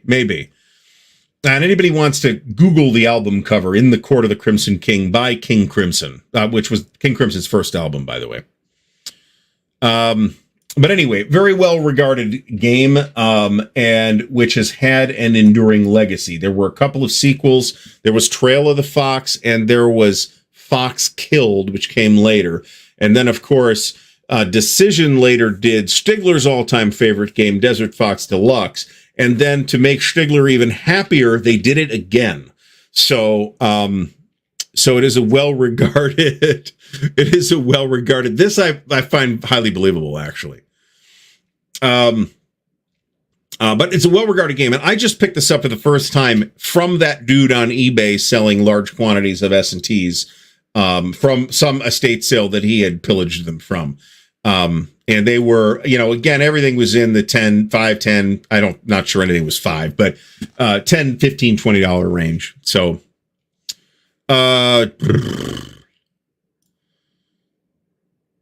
good question. Tangled, I would say in a different way. Chickamauga is not exactly wide open plains either. But the wilderness is very dense terrain, and that was part of the reason why that battle was as big of a mess as it was. All right, moving on, because we have about 20 minutes to do about 7 more games. Cedar Mountain. This is volume 4, official numbered, of the Great Battles of the American Civil War series. This was redone by GMT later on as part of the game Twin Peaks. So if you want a modern GBACW rendition of this, get Twin Peaks, which you probably want anyway if you're into that system. But this is a really interesting battle. Designers credited here are David Bush, Jim Simon, and Anthony Williams, none of whom I am familiar with. This was an early one that I had as well. I had this I want to say I picked this up in an Origins auction in the very early 90s. That sounds approximate. No, that's bullshit. Because I didn't start going to Origins until 1995. So this came from somewhere. It may have come from an Origins auction, but if it did, then it's a little later than I thought. But this is an interesting game. This was one that I went out of my way to grab again because I had Twin Peaks, and I wanted this was going to be my way to compare this version of the system with the newer version of the system. And now we're on several iterations later than Twin Peaks. So I'd have to take that into account as well. There you go. Excellent choice, Vincenzo. That is a solid game.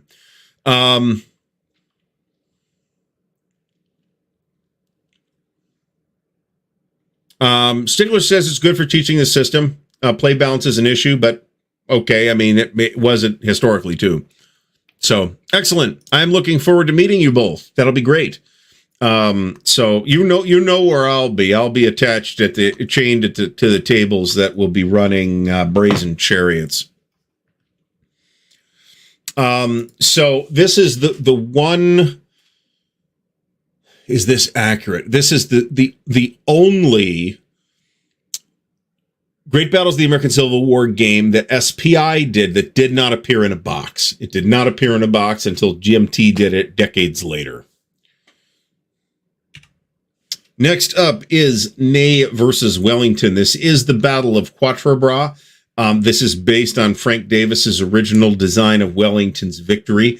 The design here is credited to Joe Balkowski. Now, you're obviously not getting as much detail here in this magazine game, it's a 16-page rulebook, as you did in Wellington's victory. But it's basically, if you want a lighter introduction to the Wellington's victory system, say in preparation for playing Winter's victory or Wellington's victory, this is a good place to look. And again, it's not particularly expensive. And in fact, like I mentioned, most of these are not particularly expensive. So, so this is another one that I've got. So we're up to 3 that I don't have. Panzer Army Africa, Kharkov, and Winter War. I do have Ney versus Wellington and Cedar Mountain. So, and that's only interesting because sometimes these things have some interesting mechanical thing in them that I kind of want to see. I mean, that's why I picked up 5th Corps. Mark says that Stonewall is to Terrible Swift Sword as Ney versus Wellington is to Wellington's victory. But didn't Stonewall come out after Terrible Swift Sword, and Ney versus Wellington's came out after Wellington's victory? So okay. So Mark, I'm sorry, this makes complete sense. It's apparently been a long day. So, yeah, I would say this is a reasonable analogy. Let me put it that way. For some reason, I was not putting this particular statement together in my head. So, all right, next up is Cobra. This is another one that I don't have. However, I do have a newer version of it that Decision did a few years ago in the box. So this is a very well-regarded game. It is the Cobra. It's the game of the Cobra Breakout. Okay. So understand that it is not the game of the Normandy invasion. It does not cover that. However, that said, there are 3 later versions of this game. One of which was the reprint by TSR, which adds a second map and the landings and all that stuff. So if you want the landings using this system, you can start with the TSR edition. Decision redid it in the magazine in something like issue number 249 or 251 or something like that. It wasn't 250, and it was the double-sized game. I don't know why they didn't put it in the big number anniversary issue. I've got the boxed version that they did after that, and it's a reasonable rendition of the original game with some extra options. Mark says Ney versus Wellington's came out quite a ways after Wellington's victory, which is absolutely right. Mark says this is in the lineage of Panzer Group Guderian. Presumably that's the game we're talking about. I don't have the S&T version of this, either S&T version of this, actually. I have the boxed version, and I'm happy with the boxed version. So the box decision version, let me put it that way. I am reasonably sure SPI did a box version of this game, although I didn't have it. All right, next up is World War I. This is a Dunnigan design developed by Kip Allen. This is S&T number 51. There was an article by no less a luminary than Eric Goldberg that made its way onto Facebook not too long ago, where he made a statement, something to the effect that the absolute zenith of S&T was right in this neighborhood 49, 50, and 51 because of the those three issues are all in the top 5 of the rated games. Let's put it that way. Panzer Group Guderian was before Cobra, but not by that much, only by a year or so. So Kharkov came out in 78. So Kharkov was after the other two. Let's put it that way, Stigler. So it was Panzer Group Guderian, Cobra, and then Kharkov. And that's pretty much 76, 77, 78. So it's S&T number 51. This was released in a number of different formats, including the little Moments in History format. Was that the title of those? The little folios that they did, and they lost money on them, as I recall. But this is a brilliant game design. This is available again from Decision, and again, this is one of the relatively recent Decision products where I feel like they really did do a good job on it, with minimal changes and minimal. The changes are basically tidying, and I can live with that. But a wholesale redesign, maybe it's necessary to do a wholesale redesign. It's not here, and they didn't, so I'm happy about that. And Decision has done this multiple times too. So this is super, super easy to get. And the current Decision version is very fancy with a mounted map and all that jazz. This is a really clever game design, especially considering when it came out. Damn it.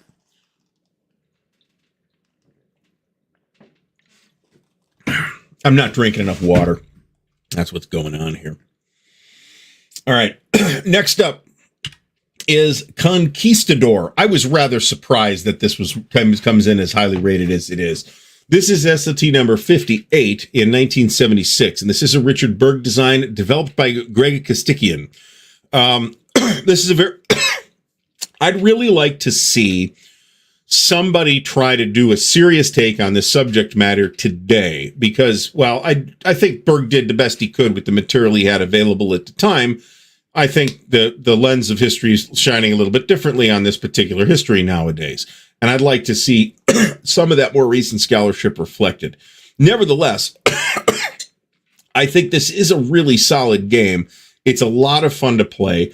And I think that there are certain, and it also came out in a boxed version from SPI, and it eventually went to Avalon Hill. Now, of the 3 editions, in my opinion, the Avalon Hill one is the one to get. That's not usually the case.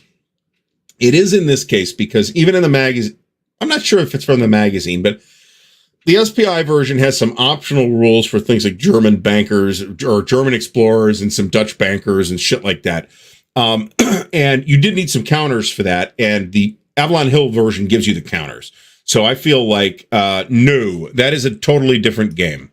There is a game called The Conquistadors from Compass. That is a completely different game than this. And offhand, other than being topically the same basic topic, they don't look similar at all to me.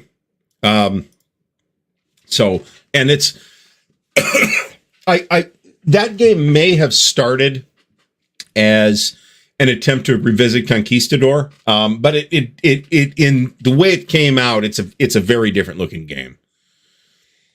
Guns, Germs, and Steel is a great book to read. It's a little and a fascinating hypothesis that it presents. That is perhaps not as well grounded in data as I would like it to be. Let's put it that way. There are some statements that Jared Diamond, and it's a great book, and it's absolutely worth reading. Just understand that some of the things that Jared Diamond says in that book is based on data, and other things that he says in that book came from his ass.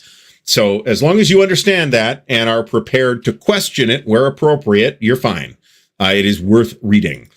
So like I said, I was pretty surprised to see this as high as number 4 on the list. I didn't feel like, although I had this back in the day, okay, and I have a tremendous fondness for this game, but I also don't, I didn't necessarily assume that everybody felt as fondly as me about it, right? This is totally true, and I think nobody's arguing with this. I think folks are quibbling with specific conclusions that Diamond makes in the book. But geography is absolutely critically important. Geography and resources are critically important. And there's some real insights in the book, too, that I think do have value. You just have to, I mean, it's like anything, right? I am as pleased as anybody if somebody reads a book like this and takes it seriously and questions it where they feel like questioning it and saying, hey, that's a really interesting insight where there was a really interesting insight. So, all right, so moving on, before my voice completely goes south. Frederick the Great. This is a Frank Davis design. This is one of those games at the apogee, once again, of S&T, according to Eric Goldberg. And I'm not saying I agree with Eric Goldberg on this. However, I think it's definitely a position that is reasonable to take. This is from S&T number 49. And there's a reason why this game got picked up. This was redone. Has anybody ever seen a boxed version of this from SPI? I'm not sure that I have. Now, it was in the magazine. It was in the flat, and I have it in the magazine. Oh, Jesus, I have 3 copies of this. I have the magazine version, the flat version, and the Avalon Hill version. And shockingly, this is one of those like one-piece boards that Avalon Hill did a really bad job with. This is the one game that I have that has one of those kinds of boards where the board isn't complete shit. It actually lays pretty flat. I had this set up on a table a couple of months ago with the intention of making a video of it. I actually did do a couple minutes of footage, and then I didn't get any farther than that. This is a really interesting looking game. Not even interesting look, and I can vouch that it's really interesting. I think there's maybe some holes in the way the loss resolution works. I think that might give you some anomalous results from time to time. But other than that, it's a really interesting game where you're really kind of tethered to supply and you're very, very dependent on leadership. Oh, no. Frederick lost as many battles as he won. I don't know. Maybe Stigler's pulling our legs here. So this is a really, really solid game. It is a classic that I would recommend to any wargamer who hasn't played it, particularly somebody who doesn't do a lot of this sort of gunpowder era 18th century stuff, as I don't, right? Because they might find it super duper interesting.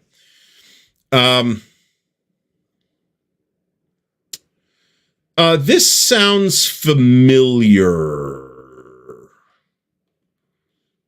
I don't know that I remember that. So Mark says that the CRT notion where Frederick cannot lose at 3 SP is incorrect. I'd have to study this exact thing, but I have heard that there might be some issues on this. Yeah, and I think Gilbert has done some stuff on this as well. I didn't want to revisit Gilbert's video, which I have watched. I didn't want to revisit Gilbert's video because I was planning on doing my own video, and I was going to open with, well, Gilbert Collins has said everything. Have a nice day, folks. Please like, comment, and subscribe. But classic game and highly recommended. And again, it's, you know, there's probably 50,000 copies of this that got printed in various formats in one time or another. It's not hard to get. Next up is another one that Decision has done a very good job with in their recent editions of it. The classic Jim Dunnigan Battle for Germany. This is another brilliant game. It's got it's like signature thing it's got going on for, and which it's known for. This is number 2, by the way, is the fact that you are playing both sides. One side is playing the Western Allies and the Germans that are fighting the Soviets, and the other side is playing the Soviets and the Germans that are fighting the Western Allies. That's what everybody knows about. But there's some other really clever ideas in here too. And again, Decision's current edition is very nice. It's got I may have an unboxing of this. I'm not sure. The mounted map is really nice. I really like their mounted maps. They're very nice. They did a very good job on this. So, and a number of games have picked up on that particular mechanism too, where you're playing both sides, right? Downfall does this, but Downfall again has a bunch of other stuff going on as well. The second edition of the Mighty Endeavor brings this in as well. The first edition does not have it, but the second edition, you can actually play it this way as well. It is my preference to not play the Mighty Endeavor that way. My preference for playing the Mighty Endeavor Stigler's going to be enraged, is for playing it solitaire. I think it's a really good solitaire game. As an opposed game, I'd rather play something different.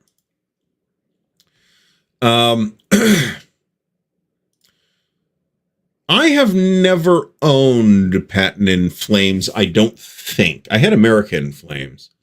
But Vincenzo says that Patent in Flames used it for one of its scenarios as well, which totally makes sense. And, you know, Mark, one of these days I got to dig into John Carter. So at some point where I may do that'd be an interesting video, because I could like do a sort of a multimedia level treatment of John Carter, right? We're talking about the books, which I have, and your game, which I have, and Modifius's game, which I have. So it's all good, Vincenzo. And Mandarin Mike agrees with me. So a man of wisdom he is. All right. So the number one thing, which should surprise nobody because we haven't seen it yet and you all knew it was near the top of the list, is Panzer Group Guderian. God damn it. I went out of my way to get images of the S&T versions for all of these games except the very first one. Hey, Mark, is there a vassal module? Because this is a very intriguing idea, actually. So Panzer Group Guderian, or Panzergruppe Guderian, is an all-time classic, incredibly influential. I will say that I like this cover a lot. This is a Roger McGowan cover for the Avalon Hill version. I might not. I don't know. I didn't come out of the theater feeling quite as strongly about Dune 2 as I felt about Dune 1, where I really had it in me to do a review. I might not do it. I have talked about it on the show, though, a couple weeks ago. No, I'm a World in Flames guy. I mean, I like the new Axis Empires. It's terrific, but I'm a World in Flames guy. What can I say? Alan Salazar says, Dunnigan says a great story about how this game was not coming along, and he did an all-nighter fixing it and coming. Hey, whatever. This is how genius works, right? You just put into crunch time overnight and smoke 50 cigars, and in the morning you got a whole game. What can I say? But this is the cover's great, but it's an all-time classic of war games, and this is another one where I feel like everybody should play this. And again, this is one where I recommend that people get the Avalon Hill version. So, Panzer Group Guderian uses untried strength for the Russian units, the Soviet units, okay? And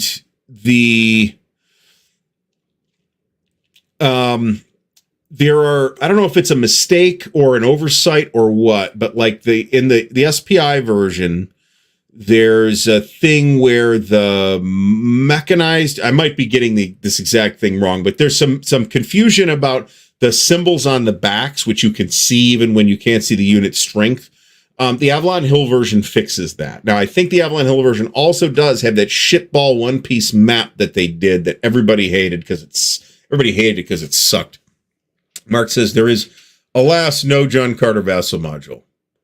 Mark, I'm gonna verify this. I may know a man wearing a trench coat on a street corner somewhere that has a copy. I might not, but it'd be nice if I did. So I've still to this day never played the Panzer Group Guderian. However, I did make excellent progress in 2023, getting a number of things played that I had never played and really needed to get to, like Russian Campaign and Frederick the Great, and there was at least one other one. So hopefully at some point, now that I do have a copy of Panzer Group Guderian, and the one I have is the magazine version, I will get a chance to actually play this and kick the tires a little bit. So that would be awesome. Mark, I'm going to check something right now, because if this is a thing that is available, I may actually have it.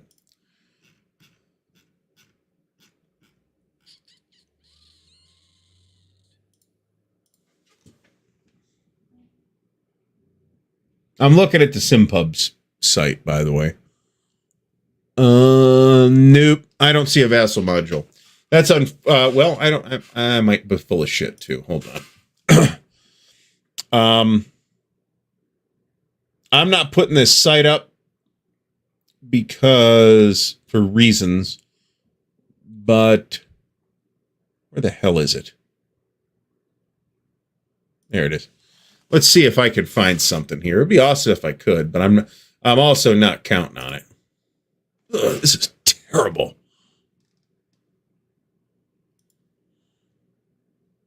A lot of times these vassal modules for super duper ancient games are also not exactly up to modern vassal module standards either. No, unfortunately, there isn't a vassal module for it. Poop. Hey, it's a good thought, though. I'm not going to design that vassal module. There's no doubt about that.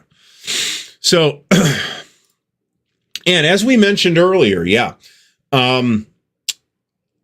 Oh, this is very interesting insight right here. The unrated units was done again. The rest is Berg. So Richard Berg was the developer of Panzer Group Guderian, which is something I literally did not know until I started doing research for this, like this morning. So that's very interesting. And I think there's other things, you know, like a lot of these games, there's like this thing that it's known for, which in Panzer Group Guderian's case is the untried units. And there's also some interesting other things going on in there as well. So it is, but fortunately our good friends at Noble Knight have a lot of these in stock and they're not necessarily expensive. So, ooh, that's very interesting. Eve of a Red Strike fame tells how Panzer Group Guderian was his first and only war game. Wrote variants for it for years before discovering other titles. I strongly suspect that this kind of experience is more common than people think it is, right? If you want to like look at, and I'm going to draw some anecdote from RPGs again, which I'm often doing, I feel like, where you'd often see these games that our new revolutionary game has 32 character classes. And it's like, obviously there's a name for these kind of games, the fantasy heartbreaker, because it's designed by a well-intentioned individual or group of individuals who clearly had very limited experience playing anything that wasn't D&D, right? And that's kind of what this sounds like to me, although it sounds like Eve eventually learned some other things too. Hexy, thanks for stopping by. No, Panzer Command is the game you're thinking of, Mr. Carl from the War Game Boot Camp. I've never owned Panzer Command, but I have looked at Panzer Command in a casual way. And I don't know that the combat resolution between CSS and GTS versus Panzer Command is all that similar. But that points economy of the command points and dispatch points works exactly the same. That is where that idea came from. And Panzer Command, although it doesn't feel like it was particularly well regarded at the time. I heard like nobody talking about it back in the day. That's completely anecdotal and might be bullshit. But I don't feel like it really got that much attention. But it's the first chit pull war game. It's really friggin' important. So yes, they did, because a couple other things came in, and that's why I already had pushed stuff up to the top, and I didn't want to do that. So I now pulled all the extra stuff that was on the top, which was pretty much the sci-fi and fantasy stuff. And I just moved some stuff around, and I pulled the CSS games off so I could make room amidst the Compass stuff, and now I got to figure out a place to put the CSS games. Maybe I'll put it where the series games go, because that's where it belongs anyway. All right, Mandarin Mike says his first war game was Panzer 44, and he made maps, variants, and scenarios for it. Yeah, this is awesome, actually. Constantinople, neither Constantinople nor Armada got discussed. Constantinople may make a part 2 list.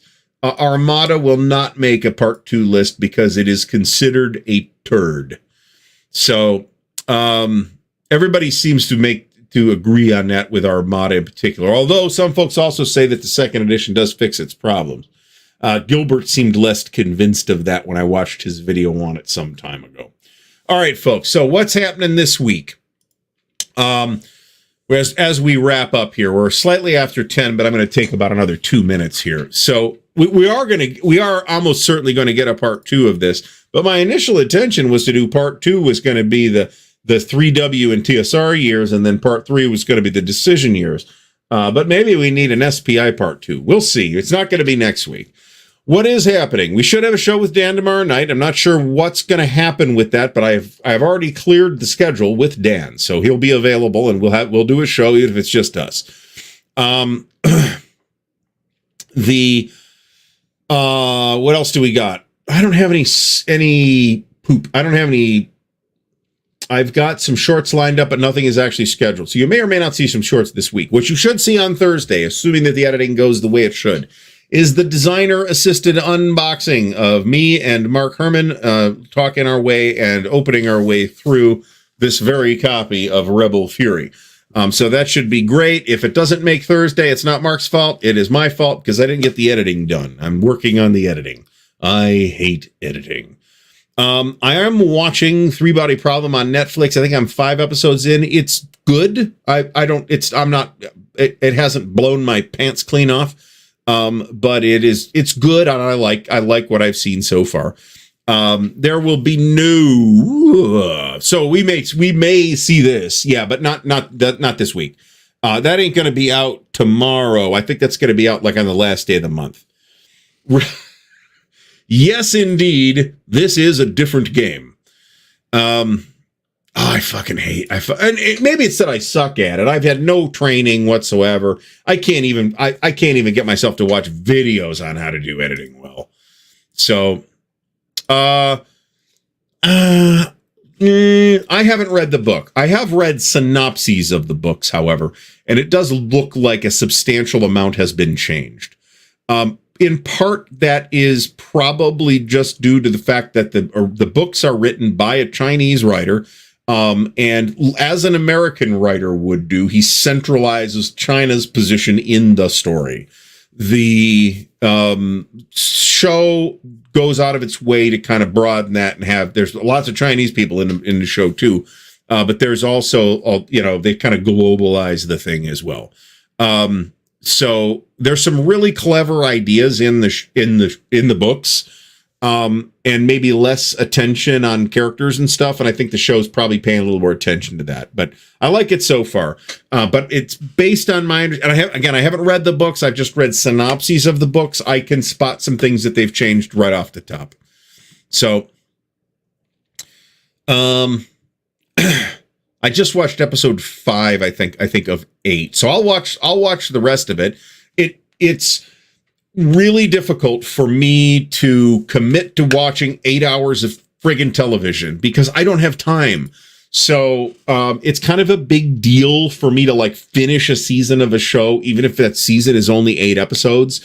Usually what happens is I watch half an episode and I lose interest and go do something else because I got other things to do. I have watched 5 episodes of this, so that's a good sign, right? Finally, you will be hearing an announcement about the Charles S. Roberts Awards pretty soon, and I'll leave you with that. So I'd like to thank everybody for coming out tonight. So we had a spectacularly high number. I think we were over 250 at one point, and that is magnificent. So once again, you are all magnificent, and thanks for coming. But we do have, I'll remind everybody to hold on. Thumbs up on the video, subscribe to the channel. There's ways to support the channel in the video description, especially the Noble Knight affiliate link. I'll get store credit if you buy anything from Noble Knight through that affiliate link, and that'll help me toward the next campaign, which I think I will announce next week. I have an announcement. Well, I have this up, but this is the finished one, so I haven't put another one up yet. So once again, everybody have a great night, and we'll see you all in a few days and or next week.